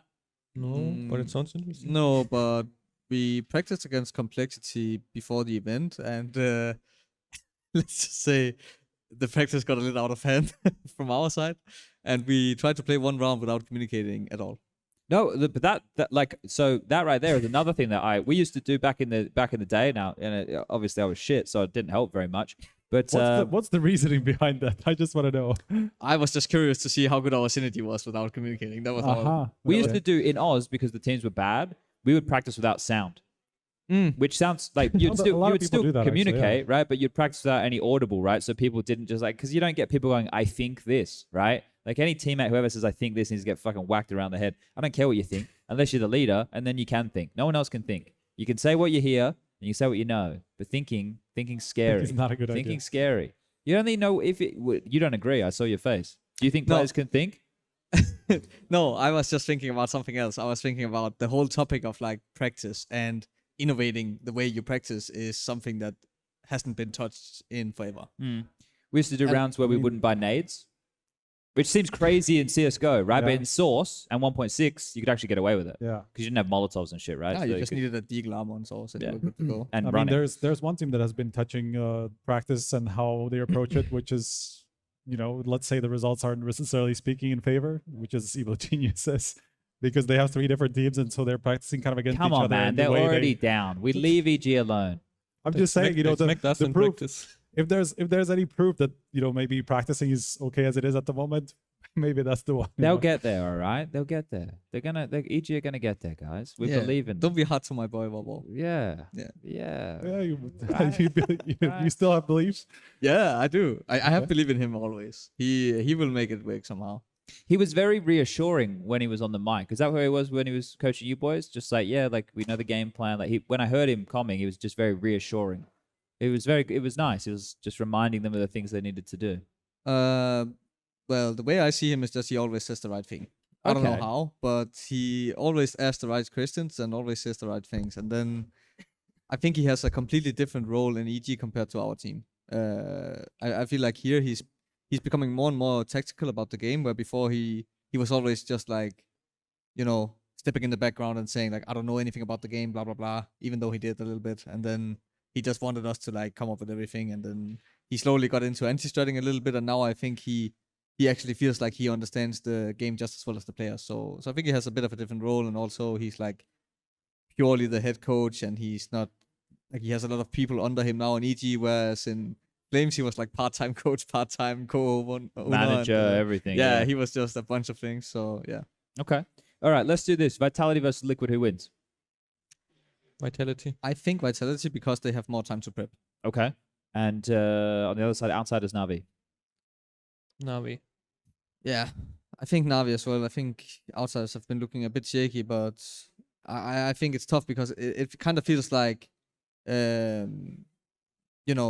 matchups. It's kind of like when two Danish teams play each other. Like even though maybe Heroic looks way better than Astralis, it's still kind of up in the air a little bit. So yeah, I don't know. That's a tough one, but I guess I'll say Navi as well. Yeah. Okay, and then Heroic versus Navi, I suppose. Heroic. Heroic. Yeah. Okay. Well, I'm not going to ask you if you're going to beat Vitality or not. That seems like a bit of a moot point right there. All right, Striker, what do we got left here? You think we're looking good? You boys want us? You got anything you want to say? Any funny anecdotes? Any stories? Anything you want to tell? Just want to say, Hunter, I love you. Because he wants me to say something nice in this podcast today about him. He wrote me on WhatsApp. There you go. Hunter, you're the best. There you go. That's something nice. Definitely not first. What about you, HooXi? You got anything for us? Yeah, I think I took a smoke from Bird from Sky from Flames, and I have to give a shout out to him because he's so mad like when he gives me the advice and I don't say anything when I'm on podcast or interviews. So shout out to Bird from Sky wherever the camera is. There's one here. This one? There's one there. Yeah, I think you're 3 shots this one. Shout out to Bird from Sky. All right, for a smoke. When you said that, I was like, I didn't know you smoked cigarettes. I used to. Oh, and then you quit. Until just before I joined D2. Okay. Yeah. How do you feel? I'm pretty okay. All right. Yeah, I was trying to. It was tough in the start. Yeah, we could do like a quit smoking campaign with you and everything, and yeah, we could. Oh, we won't. We won't. Their game is they love Just their be careful. nicotine. You become fat if you stop.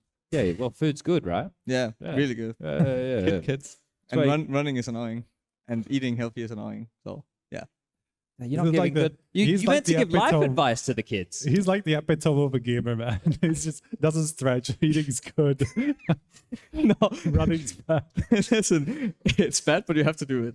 Yeah, With stretching, I don't feel like I have to do it. Like so far, we haven't lost a single game since I stopped stretching. That's all I'm saying. Yeah, exactly. The superstitions. Maybe like I will it. start again. Don't if, stretch. If we start losing. Don't stretch. It's going too well. All right, boys. Do you want to shout out the sponsors? You all good? You all happy? Everyone good here? I have them everywhere. Yeah, you can see same. them. They can see them. Yeah. All right. Go on to the days where you need to shout them out. All right. Well, gentlemen, thank you very much for joining us. We Thank you. appreciate your for time having here, us. and good luck in the remainder of the tournament. Thank We'll you. see you guys play on Saturday. We don't know your opponent just yet, but we'll find out on Friday, and we're only a day and a half away from that. So, yeah, thank you for joining us. Thank you. And we'll be saying goodbye to you right now. Thank you. Thank you. We'll bring Prof back up. You want to come back up, Prof? You want to come back up? Yeah, come back up. Let's pick an audience member as well. Hugo, come on up. Come on up here, mate. Come join us. It's all right. You're fine. You're fine. It's all right. We're going to bring up celebrity Hugo B. Byron here from the Man Up. And we'll have a bit of a chat here for the last 10 minutes before we close things down. So, Hugo. Why have you done that, Chad? Why not? It's a bit more impromptu here. We give people a last couple of minutes here of the show. How's your day been, mate? What have you been up to? Not too bad. We just got back from a Thali house, little Indian, little dinner. Honestly, the amount of promotion we've done for Indian food. True. The amount of promotion we've done for Indian food in Katowice this week alone, it's mental. How was the Tarly house? It was pretty good. You know, the vegetarian option's not as good, sadly. Poor Harry. Harry was let down as usual. As usual. Such is the case. He's a bit of a chip eater. He's vegetarian, though. He can eat fish, right? No, pescatarian. That was a joke. Oh, okay. Yeah. Just Sorry, test- that one just didn't testing. land. That one didn't land. Didn't land.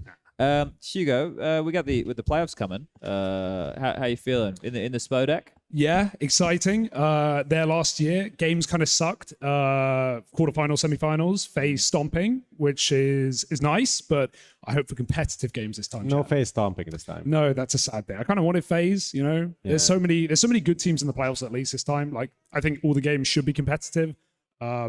I don't know which game we have yet though. So You should it's have up checked in the the air. schedule. Oh, is it updated? You I had checked the- like 3 hours ago, wasn't there? You've got the Vitality Liquid game. Ooh, yeah, second that's a good matchup, one. second Okay, matchup of the day. okay. So that'll be League. your Live Friday night fixture. And then what's a second semi? Presuming we stay on the second. I mean, it should be the I'm same not then, sure. like against G2. Yeah. Okay, yeah, you follow It back, should of be. course, Yeah. It, All right, I mean, all right. I'm guessing. At I'm least. happy now. Yeah. That's a. I mean, Pretty, it's a win-win, yeah. I think.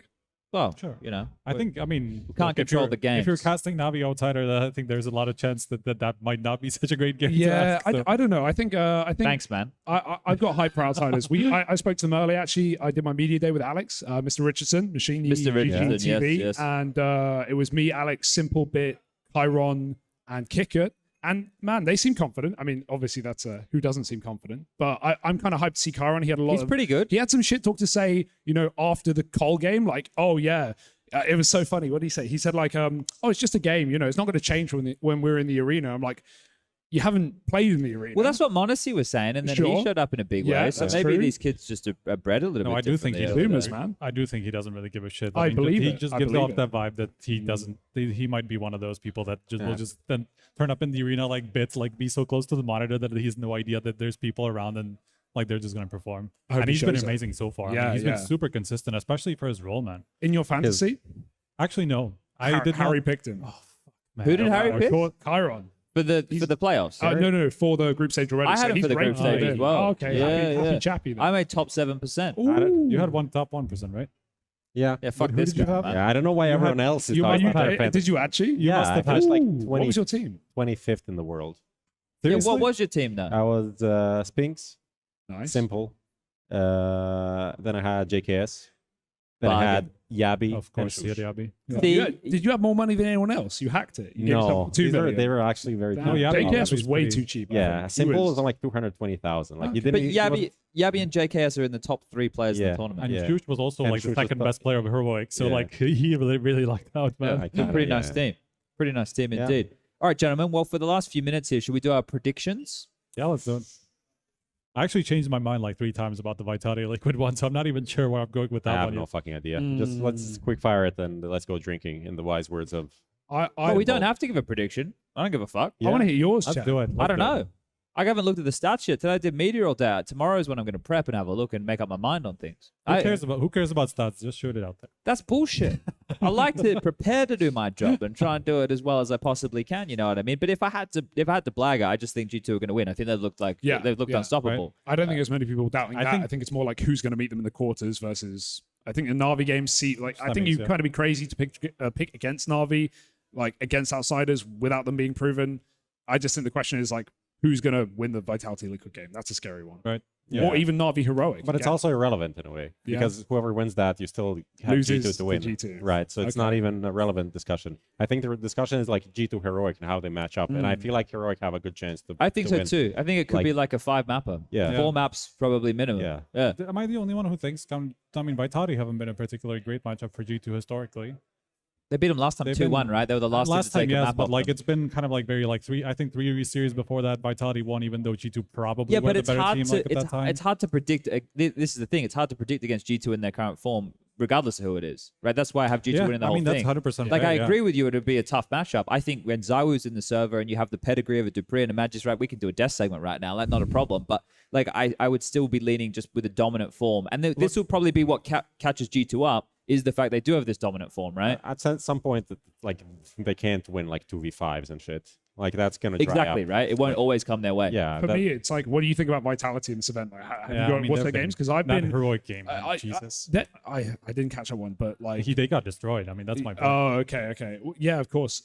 I still think they've played better than I've seen them ever play. Like, obviously, they came into the year with Blast really good, and I think the games, I covered 2 of their games, they look really solid. Against NIP, okay, maybe not the biggest threat, but just the way they were playing, Apex has completely changed. Lots of role swaps on CTs or like position swaps on multiple maps. I don't know. I think it was the best Vitality I've seen ever. Yeah, but then they faced up against like one of the top teams and got really like they Not had no reassuring. chance, like not at all. So I'm Yeah. not sure how much I believe in that at the moment. You know how much they're gonna turn up. Like I think, yeah, I don't even know. Like Liquid Vitality, Liquid have also not been super convincing. But then this Coin last toss. FaZe game, I think, kind of swayed me because Yekindar actually did have a couple of great games. Finally, because Impact it seemed games, like yeah. it seemed like Yekindar was just so off the entire tournament, and then suddenly against FaZe, like when he has to step up, he finally did. So I'm hoping that that's the Yekindar we'll see in the playoffs, and that's gonna give a fight to Vitality, and then possibly G2. All right, boys, we're at the end of the time. Time's up. 10:30. 10:30. I want to thank everybody for coming out here today. Thank you to all of our guests who have joined the show, and I hope you've enjoyed listening. And we had it was a bit of a different show this time around with 7 different guests, and I guess 8 technically now. Does this count? I'll take it. Yeah, you'll take it. You get a okay, little all right. feature here for Cheers. sure. You might even end up in the thumbnail. We'll see Hey. what Dimitri pulls off here. So yeah, thank you to everybody for coming out. Thank you to all of our guests joining us. Obviously the polls, we had Snax, Xiuhy, and of course Fiku. So thank you to them. Mike on the mic. Woo! Technically a feature of the show here today. It's gonna be crazy when OC lifts his first tier 1 trophy in the Spodek. That's all I gotta say. Shut it down, Lucas. We don't want any of the North American madness in here. But quickly, shout out to BitSkins and, of course, SteelSeries, the newest sponsor of the show. We gave out some headsets tonight, had some goodies. And, yeah, that was it. Thank you very much. And we'll see you on HLTV Confirmed next time.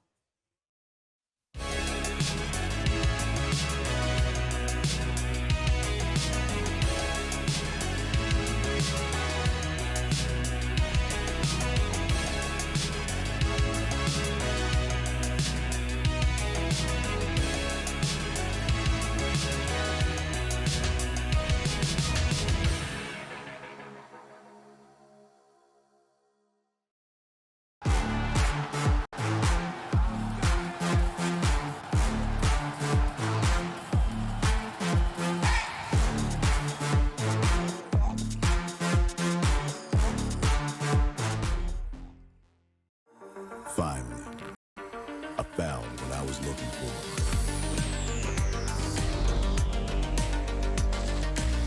Now that my search is over, it's gonna be a tough choice. But fortunately, no need to choose. When you can just have them all. Buy and sell skins on BitSkins.com.